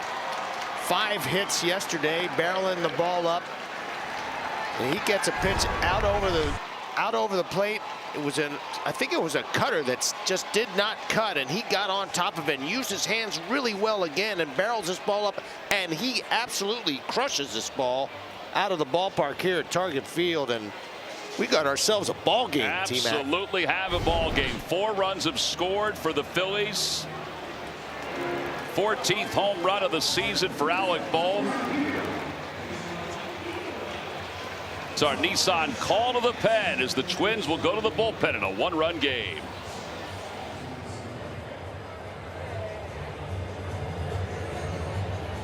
Bohm in the dugout. I mean, he just crushed one down the left field line that was just fair. It's a giant home run replay, and he also had a heck of a bat flip with it as well. Yeah, this is a cutter that does not cut, stays in the middle, and he tomahawks it. I mean, he absolutely hit a rocket out of here to left. So nice to see him pulling the ball so strong. You just haven't seen that a lot, but he's done it the last couple nights. Well, now Thunderberg facing Brandon Marsh. And it's 1 ball, 1 strike. Marsh is 0 for 2. He has struck out and grounded out. It's a ball game again. Little dribbler to the right of the mound. This is always a tough play for a pitcher. Wow. He made a nice play. He really shortened up his arm stroke to be able to make that play. Pretty athletic play for a big left-hander to come over and to spin to make that play. I didn't think he was going to have a prayer to get him. Well, 2 outs.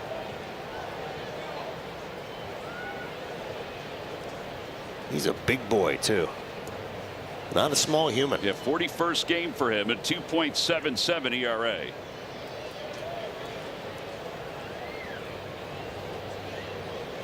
JT is 0 for 2, a couple strikeouts today. Ground ball over to third. And Lee is up with it. And the inning is over. But the Phillies did make some noise in the inning. They scored 4 runs, including 3 on Alec Bohm's long home run.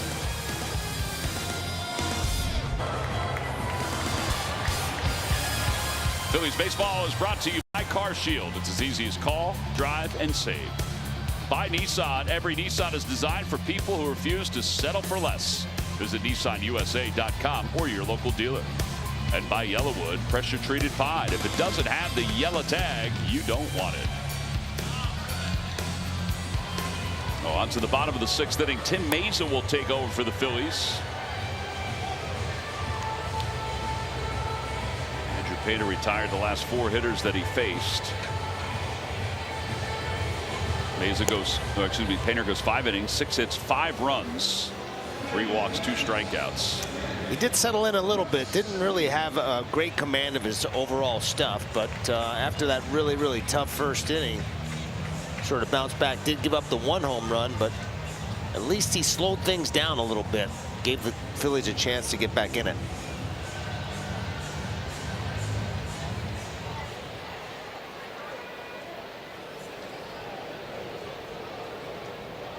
Brooks Lee homered his first time up, hit a grand slam. Doesn't necessarily have the same pop from the right side of the plate, but he does have 18 home runs. Yeah, a little bit different hitter from the right side.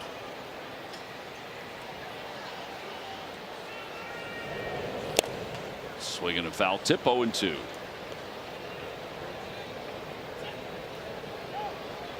.202 average coming into this series against left-handers, and really just a .578 OPS. Really different.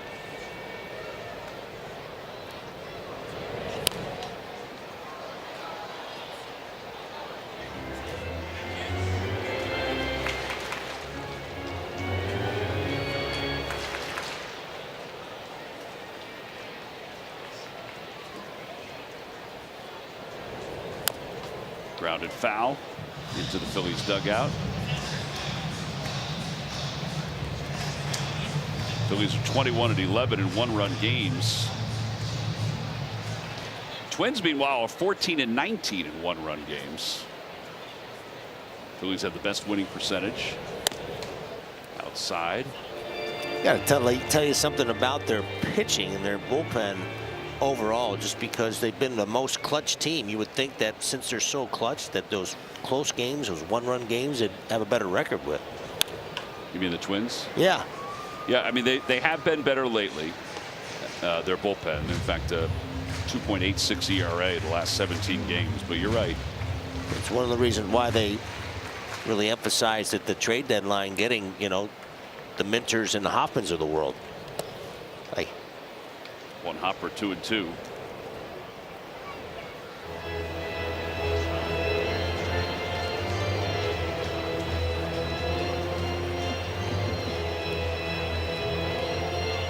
Trying to keep the momentum on the Phillies side.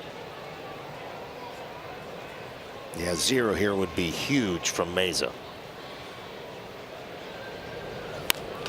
Popped up, and that should be out of play, and will be.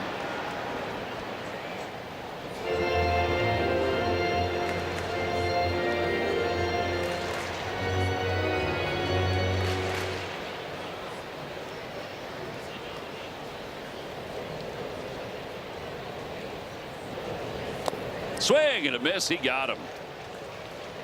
And one away here in the 6th inning.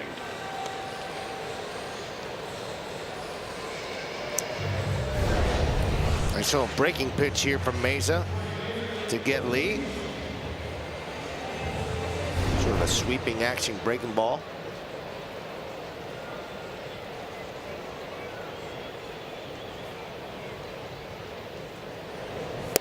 Keishel takes a strike. It's 0-1. He's been hit by a pitch and he's popped out.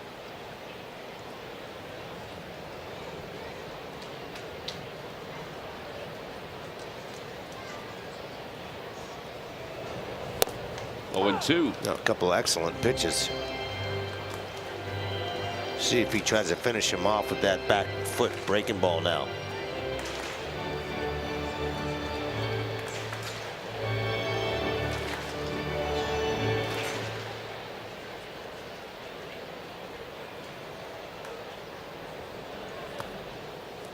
He tried it. He did try it.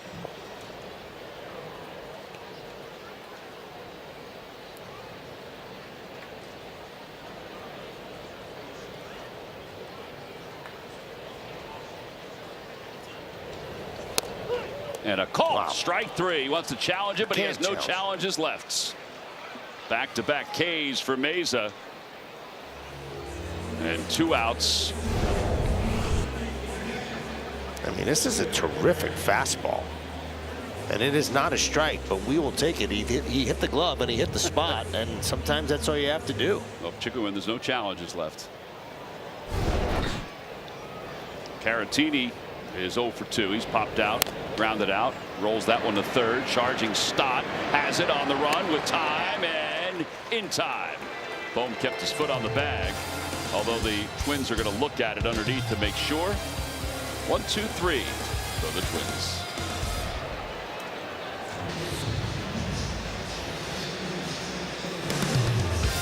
Time now for your game summary, brought to you by your local Honda dealers. Well, the Twins jumped out to a 4-0 lead thanks to a grand slam by Brooks Lee. Added one more on a home run by Cody Clemens in the 3rd inning. But the Phillies just responded with 4 in the 6th inning, fueled by Alec Bohm's 3-run home run.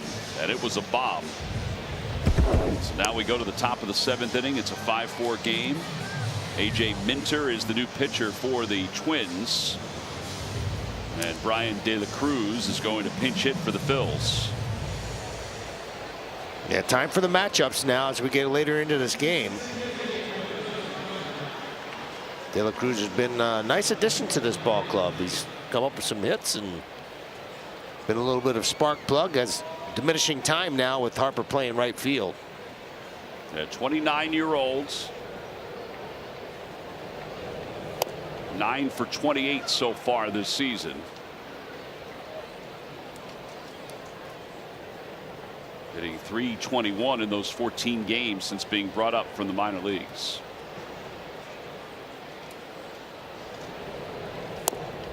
Outside 2-0. He can zero in on the pitch now.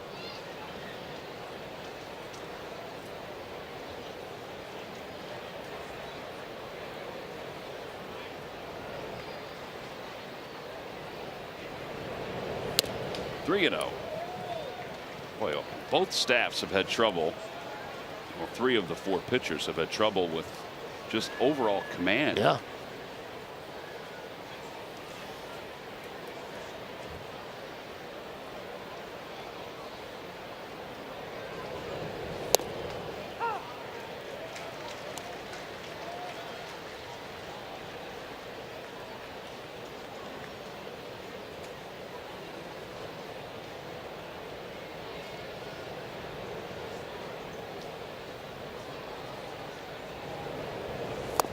Swing and a miss. 3-2.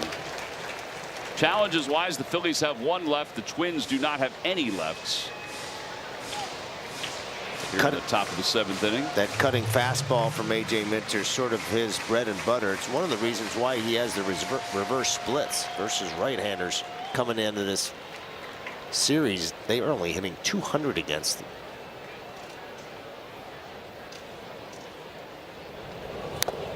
Swing at a foul. That got Caratini.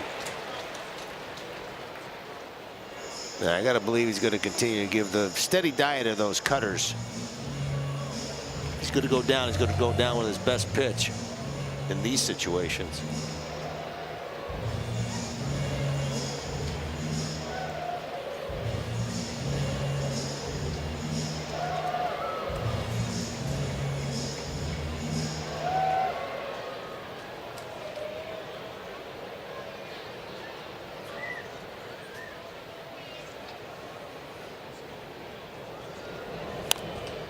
Fouled off, and it remains 3-2.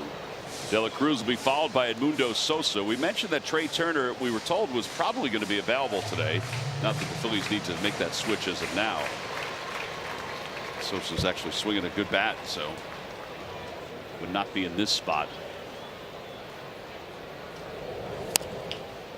Over to third. Behind the bag, Lee throws on the run.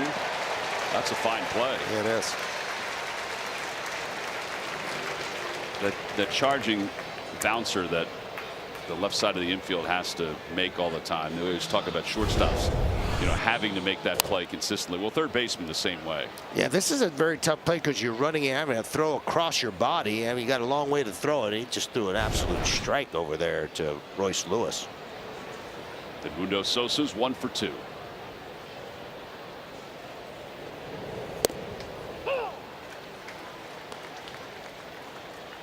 Phillies have Orion Kirkering warming up in the bullpen.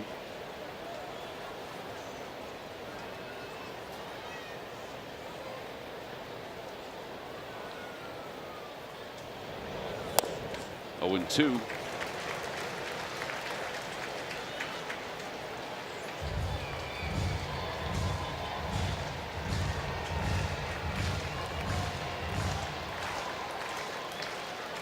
There he is.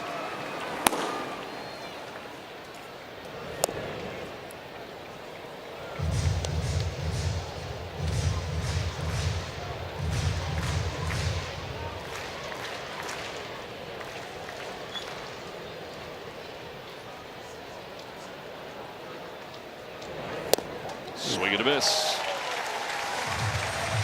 2 outs, and now to the top of the order for Kyle Schwarber.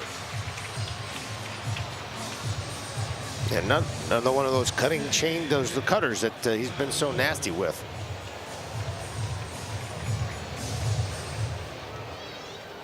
Well, let's see what Schwarber could do. These guys have faced each other a number of times.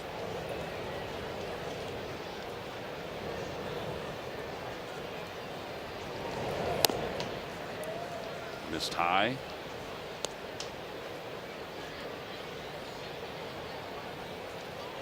Schwarber only has 1 hit against Minter.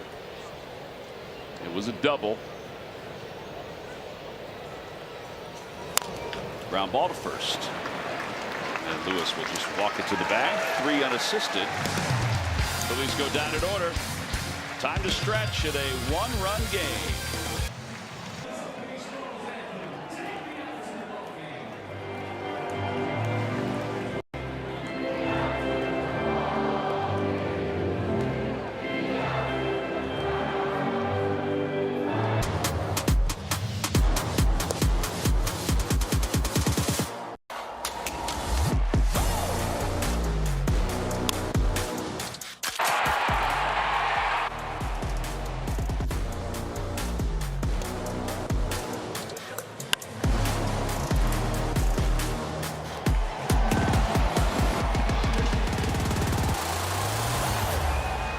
Drive of the game brought to you by your Delaware Valley Audi dealers. The Phillies have made it a 1-run game, 5-4 as we go to the bottom of the 7th inning. A lot of Phillies fans have made their way here to Minneapolis. Some also went to Iowa and then came here for the weekend. It's about, I guess, about a 5-hour drive.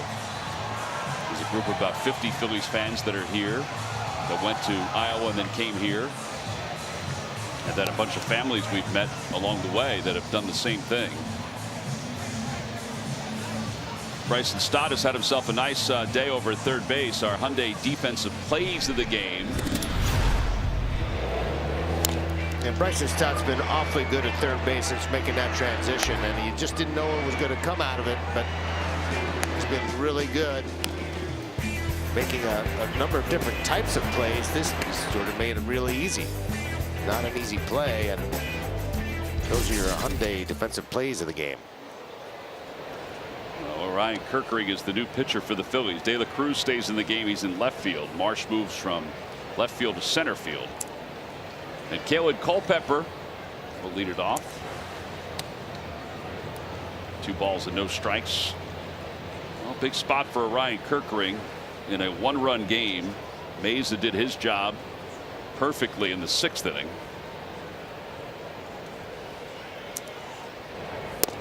Two and one. Just one outing on the road trip so far for Kirkering. Did have a perfect inning there at the Field of Dreams. Ground ball to shortstop. Sosa to his left. Little spin, little toss in time. From one shortstop to another, one away. Well, he showed some great feet, some great hands. It's our All-State good hands play. Yeah, he made this play look really easy. He hasn't played a whole lot of shortstop, but he does a little fadeaway. Makes a nice play on a guy who runs pretty well. Got him by a lot.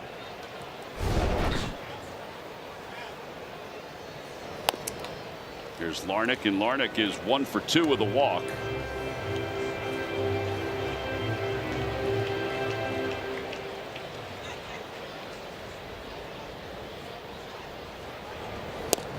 One and one.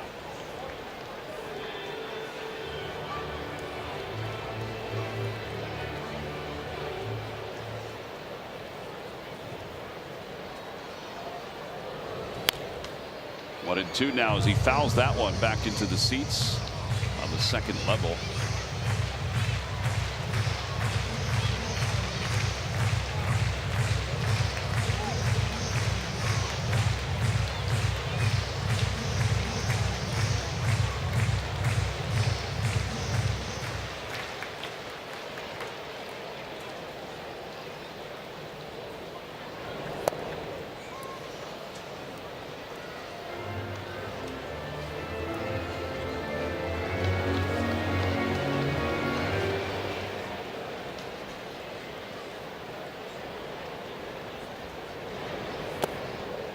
Three balls, 2 strikes. Kirkering trying to mix in that splitter against the left-hander. Trying to get that into his repertoire and make it a more consistent pitch for him against the lefties.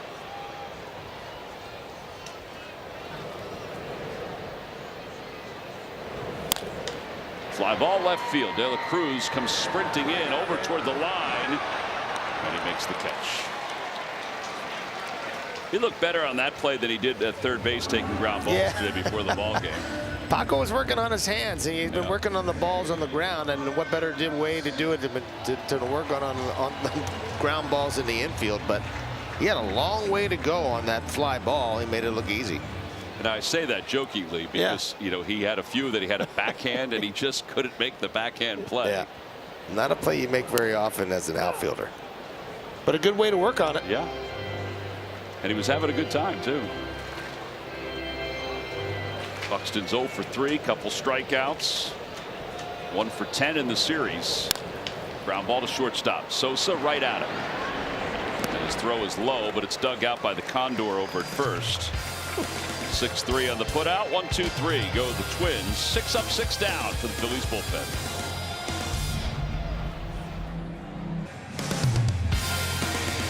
Phillies baseball is brought to you by your Philadelphia area Chevy dealers. Visit Chevrolet.com. And by Rally House, your city, your house. Rally House, Philadelphia. We go to the top of the 8th inning. The Phillies down by 1. The new pitcher's Andrew Morris, right-hander for the Twins, his 48th game. 57 1/3 innings, 55 strikeouts during that time. Austin Martin has taken over in left field for the Twins. And Stott takes a strike. It's 0-1. A lot of four-seamers and cutters.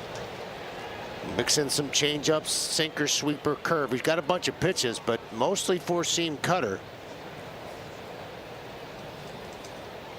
And that's partly why he's in there with these lefties, is that cutter, because they don't they use their two high-profile left-handed pitchers. That's right.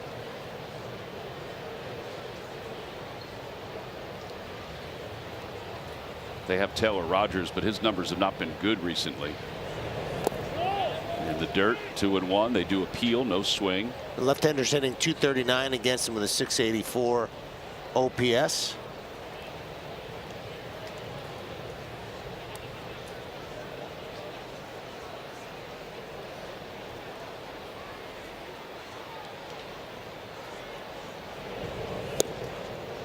Inside corner, 2-2. A pretty nasty pitch, and he's looking out over the plate, and he busted him inside. Figure he's going to come back there too. He can go any way he wants now when you can establish that pitch.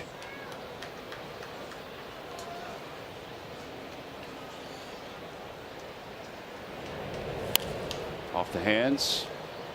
He did try to do that again.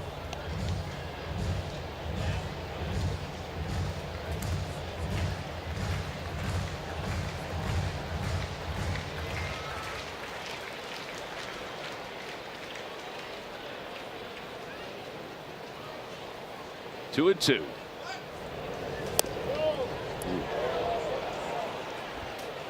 Outside by just a hair. That's a good eye by Stott. Again, they just don't have any challenges, so. Well, I mean, could have rung him up. If they did challenge that one, they may have lost it anyway. 3-2. Broke his bat, ground ball to second base. Clemens up with it. And one out here in the 8th inning. Bryce Harper coming up. Harper walked his last time up and then scored on the home run by Bohm.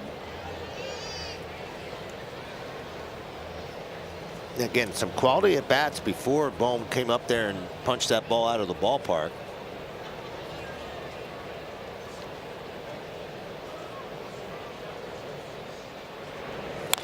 Harper lines one out towards center field. That'll be in for a base hit. So that means the tying run is aboard with the rise coming up. How much do you think Stott's at bat led to Harper realizing what was coming in there?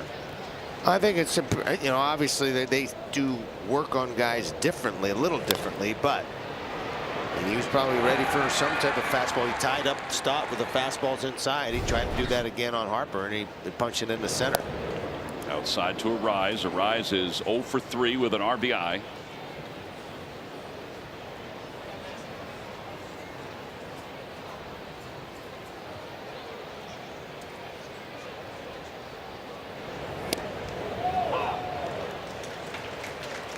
One ball, one strike. I'm surprised he didn't challenge that. Pitch looked up to me. Oh yeah, it's up.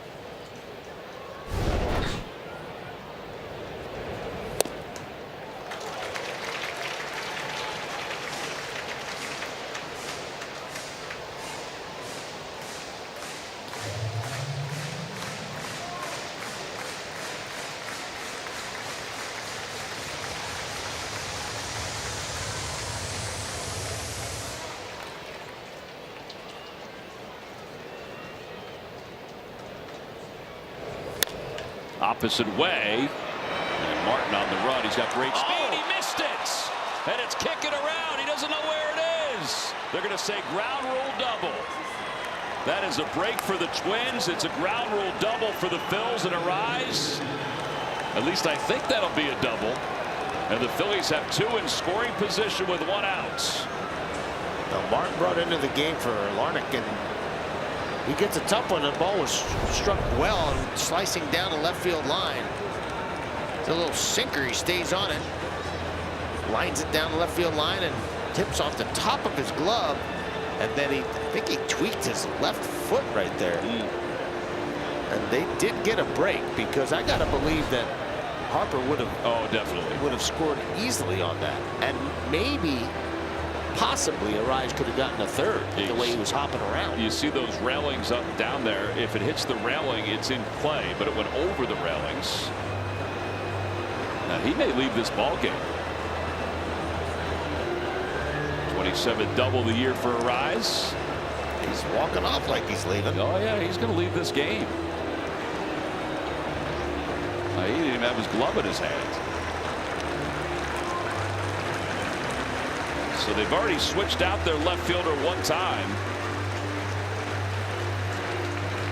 Derek Hill is going to come and pinch run for Harper. Nope, for Arise. Looks like Cody Clemens might be going out there to left field. Yeah, and they'll put Kreidler at second base, I guess.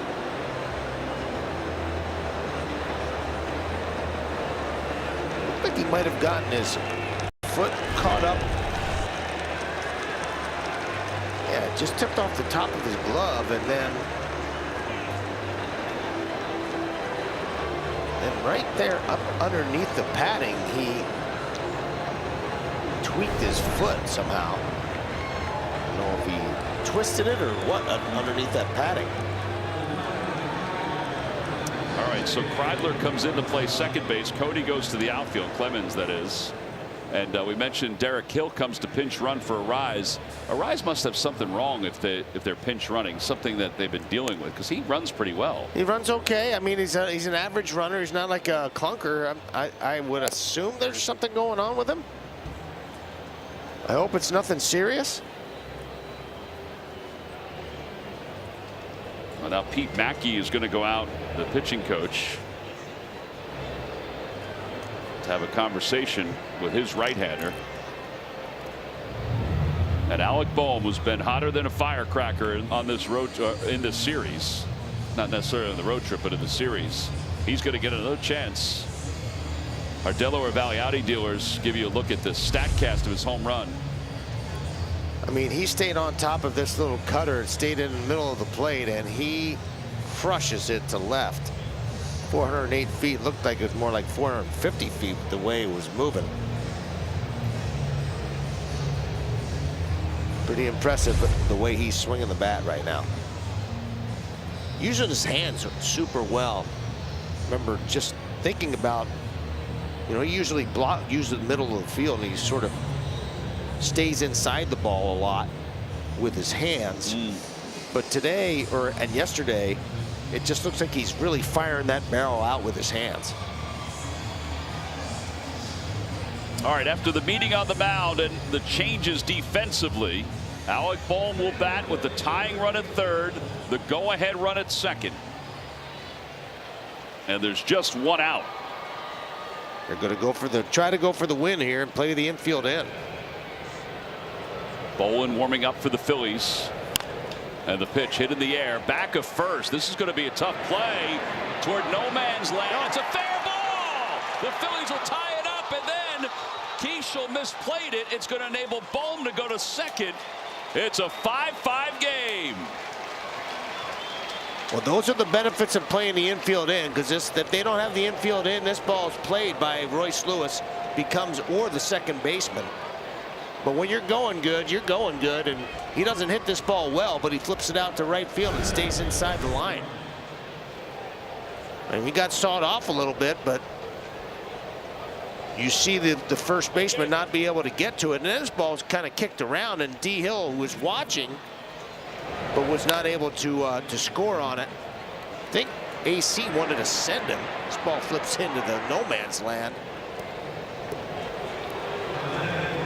But it didn't kick away far enough for D. Hill to score. Well, they're going to walk Marsh intentionally with the bases loaded. JT will be the batter, and the infield is going to play halfway in a 5-5 game. Phillies were down 5-0 in this ball game and really doing absolutely nothing. And what a turnaround with 4 in the 6th inning, and now they've scored 1 here in the 8th inning.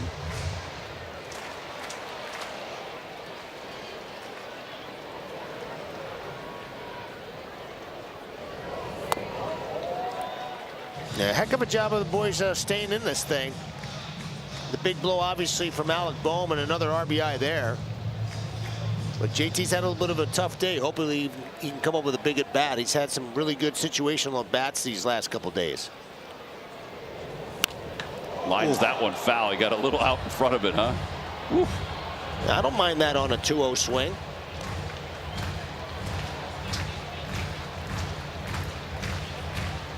Looking to drive something.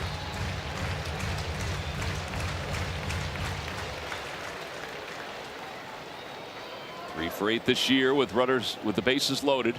And now the 2-1 pitch. Swing and a miss, 2-2.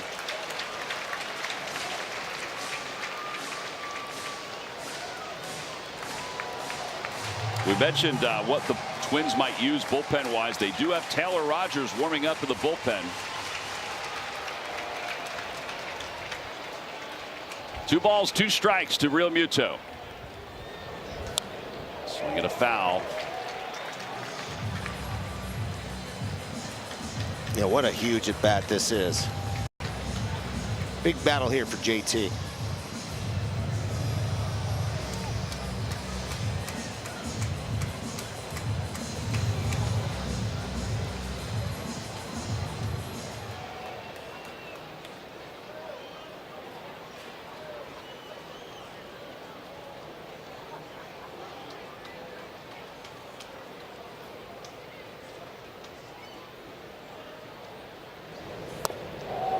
Just missed, 3-2. And now with the bases loaded, the count is 3-2. Morris is backed up against the wall. And let's see if JT can shove him through. The runners lead off in the pitch. Swinging a pop-up on the infield in foul territory. Lewis is under it, and he makes the catch.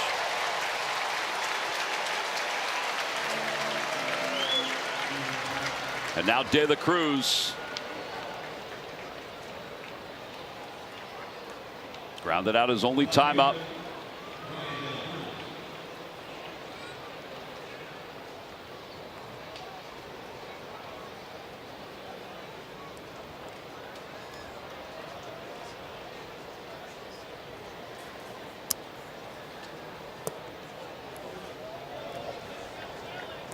That was a little bit low. 1-0. Again, they have no challenges. Phillies have 1. Pretty darn good numbers with the bases loaded, though. Yeah.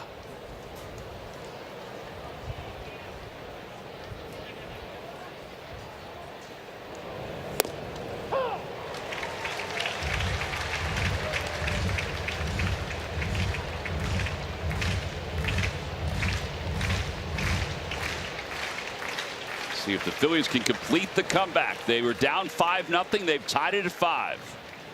Now the 1-1. Swinging a bouncer over toward first. Fair ball down the right field line. 1 run is in. Here comes Bohm. It's going to be a 2-run single for De La Cruz. And the Phillies have taken a 7-5 lead. Wow, what a big base hit, picking up JT and the rest of the team here. De La Cruz had some big hits in his short stint here in Philadelphia, and I'm a little surprised that Brandon Marsh does not get to third base on this one. I mean, he flips this ball inside that first base bag. No chance for Lewis to get to it. Not sure why Marsh ends up stopping at second base. Should be at third base, but yeah, he should. And Sosa fouls it back. How about the eruption of the Phillies offense? First in Iowa and then here in Minneapolis. Wow. After a dormant 3 days really in St. Louis, they have come to life.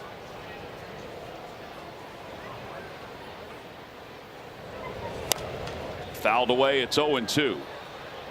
And now they've got Bowen and Duran set up to close the game out. Crazy, crazy day. But this is the kind of weekend you can build on if you're the Phillies. Yeah. 1-2. There's some more ducks on the pond, man. Don't take the pedal off the metal here. They've been coming up with some big 2-out hits these last 2 days. Keep it rolling.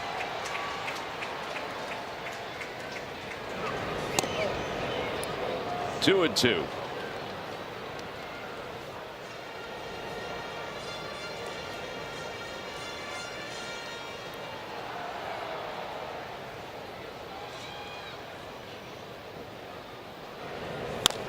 Bouncer to second base. Kreidler is up with it, and he throws Sosa out. But the damage is done. The Phillies have erased a 5-0 deficit, and they lead it by 2. They sent 8 men to the plate in the inning, and they scored 3 more times.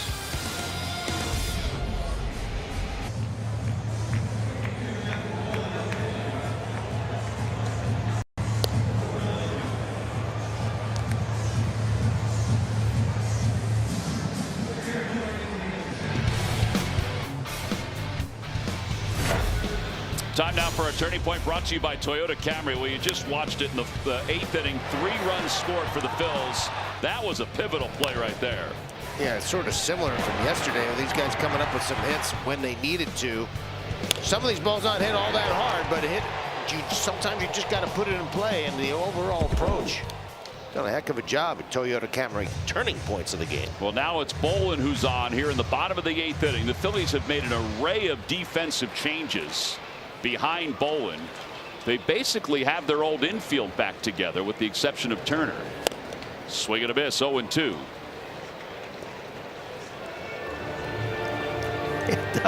It does look like their old infield. Yeah, they've got Harper at first, Stott at second, Boehm over at third. And in the outfield, Hill has come on to play center after pinch running for a rise, and De La Cruz moves from left to right, and Marsh is now back in left. Some wholesale changes. Swing and a miss.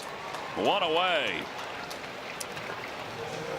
Big bad John Bolin has been really good for the Phillies and become a super high trust guy for Don Mattingly, and rightfully so. He's been excellent.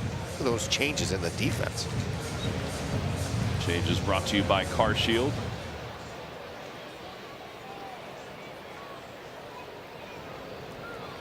Cody Clemens the hitter. 0-1. And give credit to Andrew Painter, Tim Meza, Orion Kerkering, who kept this at a 5-run deficit, which at the time we're thinking, well, 5 runs is going to be tough to come back from. Yep. But the Twins have not had a hit since the 4th. And the Phillies had opportunities to drive some runs in early that they didn't capitalize on. You thought that might bite them at the end, but boy, they've come up with some really, really big base hits in the last couple innings. Yeah, the pitching staff has retired 11 consecutive.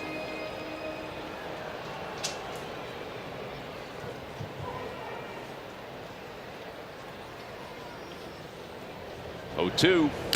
Swing and a foul tip. He's got back-to-back strikeouts, 2 away. And now that's 12 in a row retired by the staff. I mean, he just goes after him. It's a 4-seam heat, 98 miles an hour. That is coming out of his hand hot. Foul tipped into the glove of JT. Royce Lewis, the batter. He is 1 for 2 with a walk and a run scored. Up and away, 1-0. This is remarkable what the Phillies have been able to accomplish here today. Down 5-0. Going into their 6th turn at bat. To then be able to put 4 up on the board in the 6th inning and then 3 more in the 8th inning. If they can hang on, it's one of the wins of the year, quite frankly. 2-0. 2-1. I mean, you just see the confidence oozing out of Jonathan Bolin right now. This guy, from the start of the season, when you just didn't know what his role was going to be, to where he is right now as far as being a trust guy.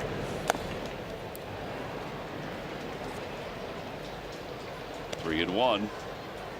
It's the guy you want, though, because you have a dangerous hitter that's coming up next, or already has a grand slam.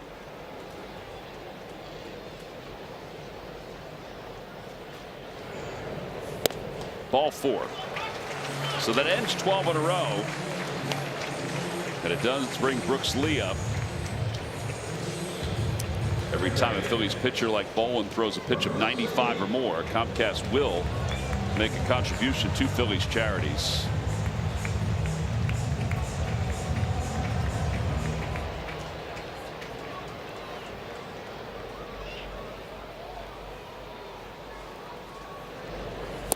Swing and a miss. Starts him off with a changeup. I mean, work this guy away. This guy's looking to pull and to drive the ball to the right side of the field. I wouldn't challenge him on the inside part of the plate. I'd stay away from him and make him try to drive the ball the other way.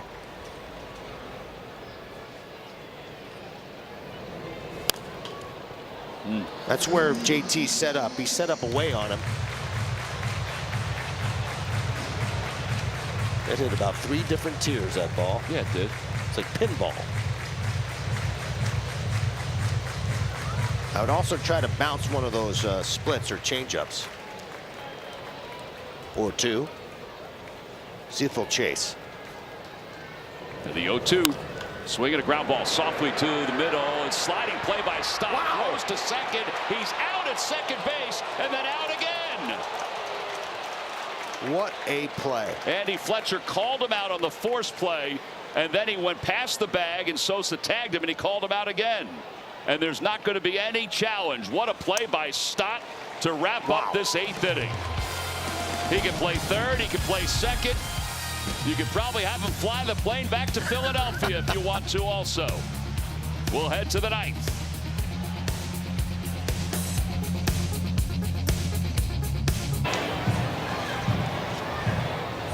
Phillies lead at 7-5. Yeah, if you turned it off or took a nap or maybe turned to golf for a little while, well, the Phillies have scored 7 unanswered runs, and their defense just helped them out of the bottom of the 8th inning. Bryson Stott, our Hyundai defensive play of the game. Yeah, I mean, we talked about him being a possible Gold Glover for this Phillies team. He's played unbelievable at third base in his transition, but what a play he makes to get Royce Lewis, who should have slid. I don't know what he was doing, but the way that Stott contorted his body to be able to flip that ball to Sosa was just amazing. And now Taylor Rogers is the new pitcher for the Twins as we get to the top of the order again for the Phillies.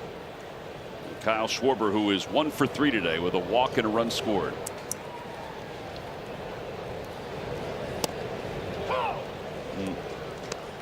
One ball, one strike.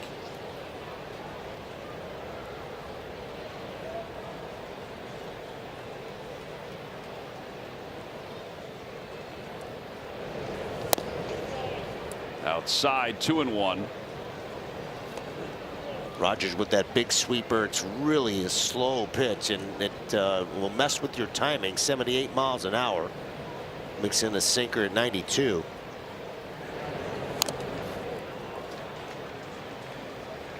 There's that sweeper. You see so much velocity in this day and age, and when a pitch that slow, it really messes with your timing.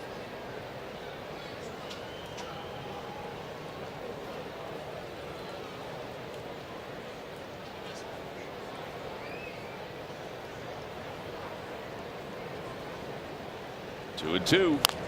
Ground ball to first. It's a fair ball. Lewis has it. Gathers.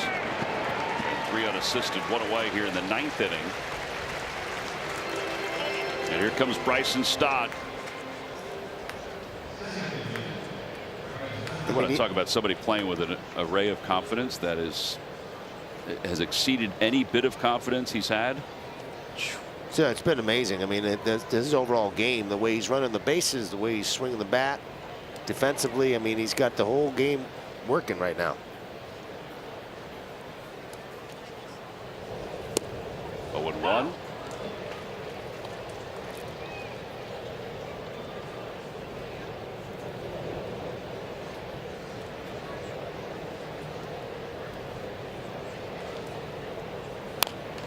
That one is flared foul.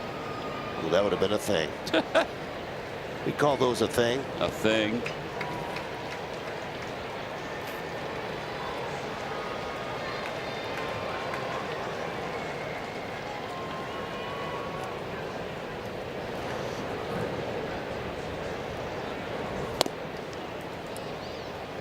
Caratini is not happy about that one. Get a little bit of a flinch from the umpire. A little bit.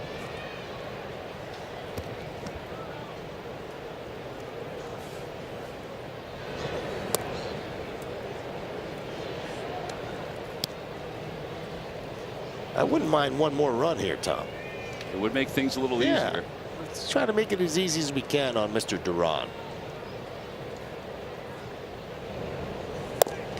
Outside, 3-2. Nice job of getting back into this AB.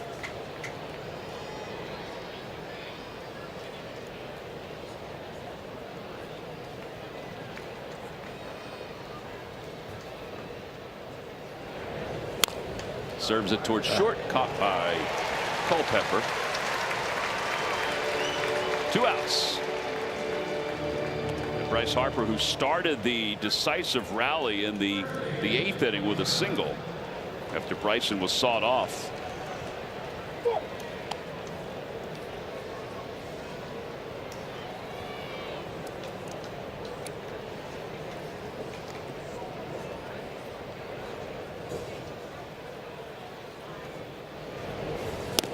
Swing and a miss. That was a hanger. Yeah, it overhung. It overhung. Yeah, it hung too much. That overhung.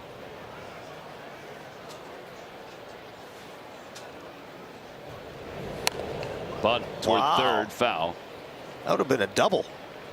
If it gets down the line, it could have been a double. Here's Duran warming up. Do you think they're going to do the Durantula stuff here? I don't think so. I would think not. They gave him a nice round of applause in game 1. They sure did. Honored him nicely. 0-2 is fouled away. By the way, our Stump the Fans trivia question brought to you by FanDuel Casino. Get your thrill on. The answer, I think we have this one pretty much down pat. Before Alec Bohm last night, who was the last Phillies first baseman with 5 hits in a game, Ruben? The man who used to get out of bed with a barrel of baseball somehow. That's Mr. Johnny Kruk. John Kruk is correct. Low, 1-2. Literally get out of bed and hit it on the barrel. Johnny was July 27th, 1993. I know you texted and said you don't remember, but he remembers. He says he doesn't. 1-2. Bouncer to third, and Lee is up with it, and the inning is over, and the Phillies will go for the sweep. When we come back in the bottom of the 9th inning, Duran is going to return to Target Field to try to close it out.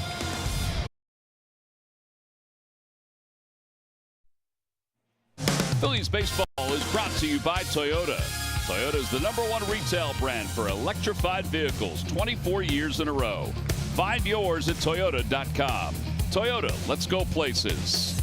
Buy Xfinity. Get reliable Wi-Fi at one price for 5 years and same-day Wi-Fi. Xfinity. Imagine that. By Citizens, official bank of the Phils. And by Independence Blue Cross. Never stop caring. Learn more at ibx.com. Well, back here in Minneapolis, where Joan Duran, who became a high-end closer for the Twins, will step in against his former team in a Phillies uniform. Wapner Newman gives us a look at his stats. 45 games, 25 saves, 27 opportunities. There are a ton of Phillies fans who are here, and they were erupting when he emerged from the bullpen. Keishel will lead it off. And a first pitch down and away, 1-0. Splitter at 98. He spoke to, it looked to be about 10 or 12 members of the media when he arrived here on yesterday. The 1-0. Down low, 2-0. Very well liked, as everybody knows. I would imagine he's got a little bit more heart rate working right now. Just natural for him to be back in his original ballpark. Inside corner, 2-1. Again, no challenges for the Twins. Ashlyn, Ricky, and Ben are standing by for Phillies postgame live, presented by Cure Auto Insurance.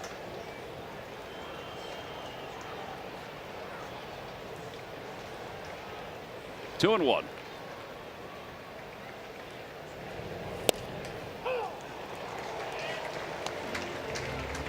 2-2. Couple of 99s, one away on the corner, one in on the corner.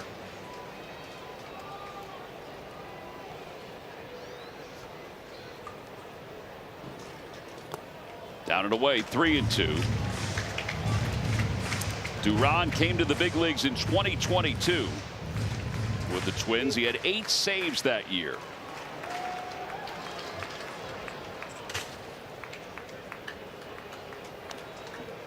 He went on to save 30 games one time for the Twins. He was at 16 saves last year before the Phillies acquired him, and he finished with 32. 3-2.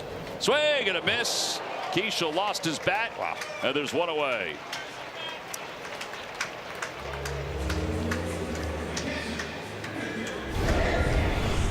I mean, he painted this fastball on the outside part. I think it was a split, had some split action to it. 98 miles an hour. That's why he lost his bat.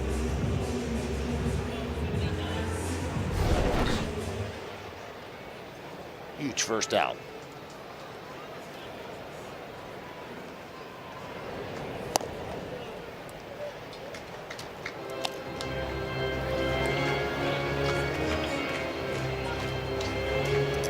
It was the Diamondbacks that first signed Joan Duran back in 2014.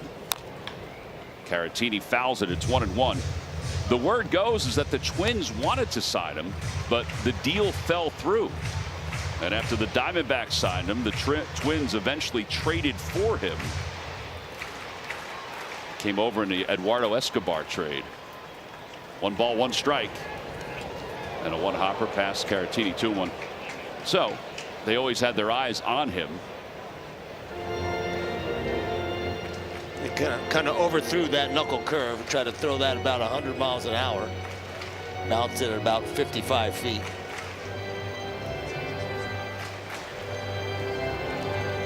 Two balls and 1 strike to Caratini with Culpepper on deck. And remember, Larnach's out of the game, so if you flip the lineup over, it's Kreidler who is going to bat.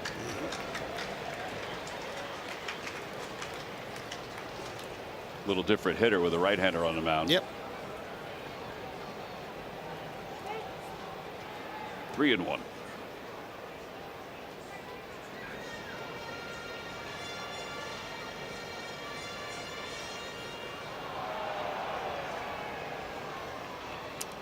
There's Culpepper.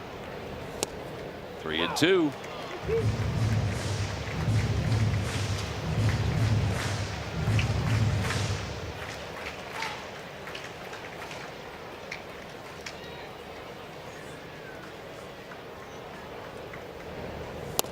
Inside, ball 4.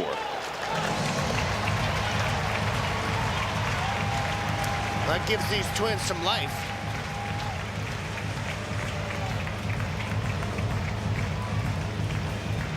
Culpepper's 0 for 2 with a walk today. His only home run came in his 2nd major league at bat.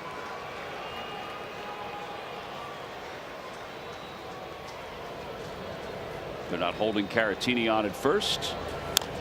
Pitch is bounced foul.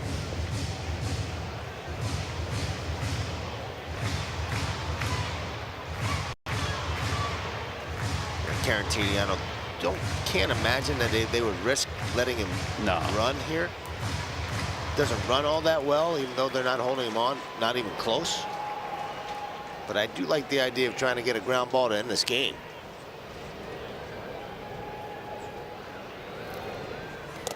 One hopper that's knocked down by JT, thankfully. JT, he's just not getting a feel for that breaking ball.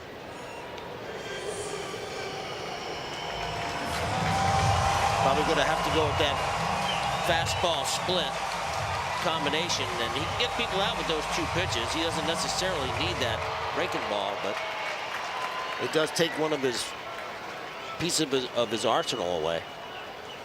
1 ball, 1 strike. 1-2.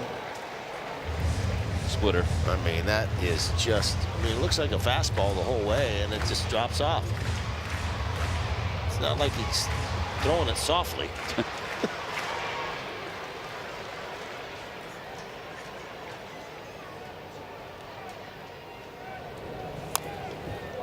just stayed alive. I can't believe he even touched it.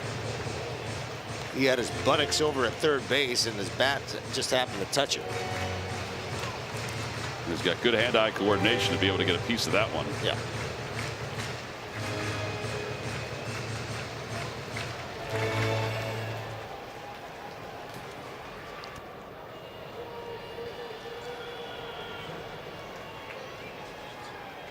One and two. Broke his back, ground ball, foul.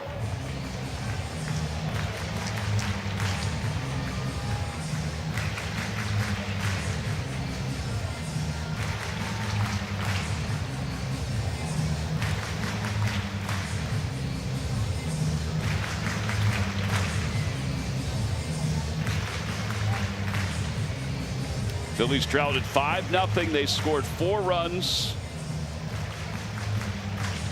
in the 6th inning and then 3 runs in the 8th inning. Now they've taken the lead and now they're trying to close it out and sweep out the Twins. Now the 1-2 pitch to Culpepper. Swing and a foul again. You got to give Culpepper some credit staying alive here in this last 3 pitches. Because these pitches are not easy. No.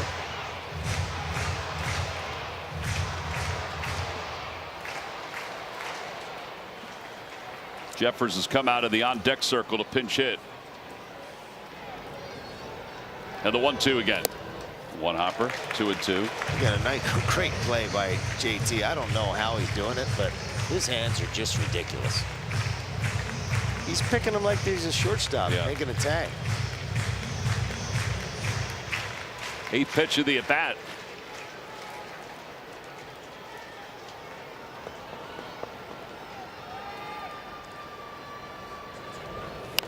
Off the hands, pop foul. I mean, fighting for his life.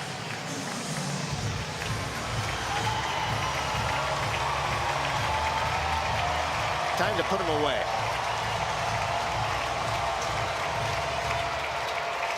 See if he just challenges him here. He's going to go back to the split after running that four-seamer on his hands. Sort of has him in swing mode anyway.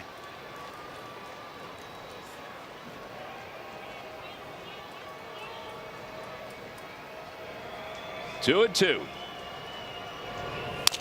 Broke his bat, and that's a base hit into left field. What an at-bat by the kid. Goodness. Was a really good at-bat.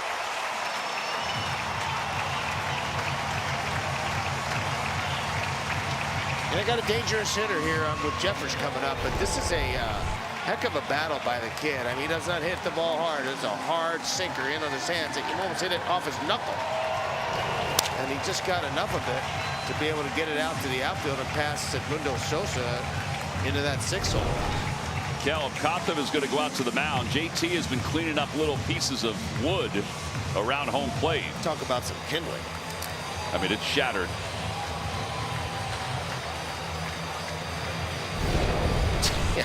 He was carrying that handle for a while. It got stuck in his finger. And then he flipped it out like that. Went down a nice soldier.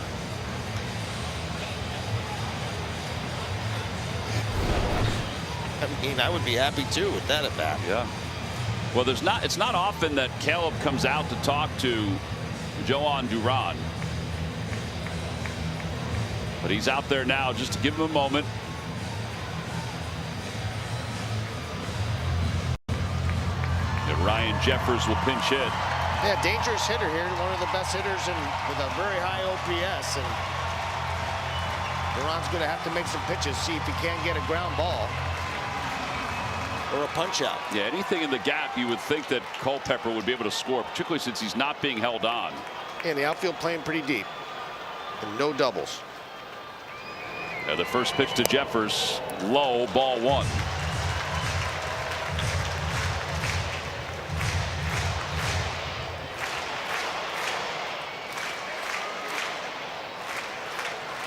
Buxton is on deck.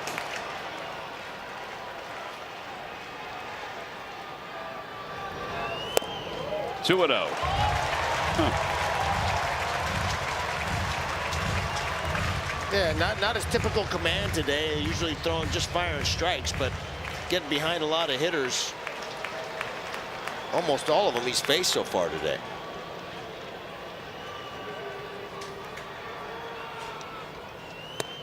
Three and 0.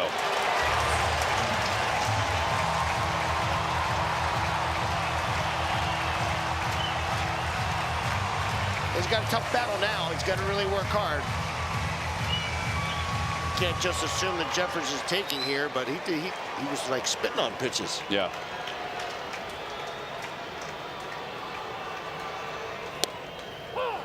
He was taken all the way.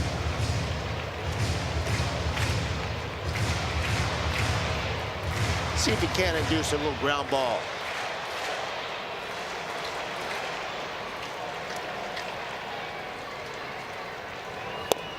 Three and 2. Wow, it looked like he was taken again.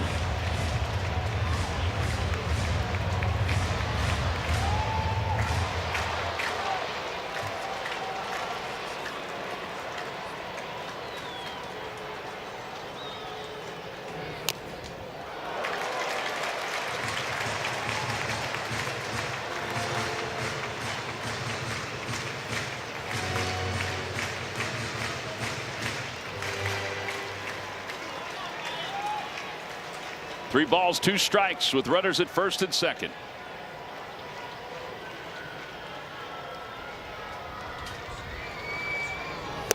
Swing and a miss. He got him. Wow, what a job of bouncing back after being down 3-0. Talk about bow in your neck. I mean, he came back and made a nasty pitch on the outside part of the plate at a hundo. Big strikeout there. You know, we talk so much about, should you take a pitch, take a pitch. It looked like Jeffers on 3-1 was taking all the way unless he was fooled. But then you get yourself in a hole at that point, even though you're ahead 3-2. Buxton, the batter, with runners on first and second. Swinging a foul. It's 0-1. Another super dangerous hitter here. Durant really having to work.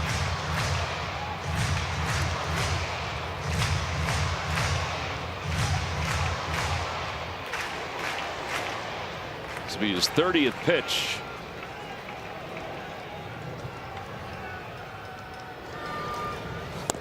Swing and a miss. It's 0-2. Wow, finally got a feel for that sweeper. He hadn't been able to throw that spinning pitch at all. So he threw a nasty one there. So no balls and two strikes, two outs, runners on first and second. The Phillies trying to finish off the sweep of the Twins. Byron Buxton, the batter. Durant is ready to go. And the 0-2 pitch coming. Down and away, 1-2. Yeah, he was not going to throw anything over the middle of the plate. 0-2. See if he couldn't get Byron Buxton to fish. That was sort of a ball out of the hand, though. He's way off the plate. Phillies lost 2 of 3 to the Cardinals, have won the first 2 games against the Twins, and have erased a 5-run deficit here in Game 3. It's 1 ball and 2 strikes to Buxton, and the pitch. Low, ball 2. Just a bit low. This is a lot of pitches now for Durant. Yep. He's had to grind through this one. You got to give the Twins some credit because they've grinded out some at bats. That Culpepper at bat was unbelievable.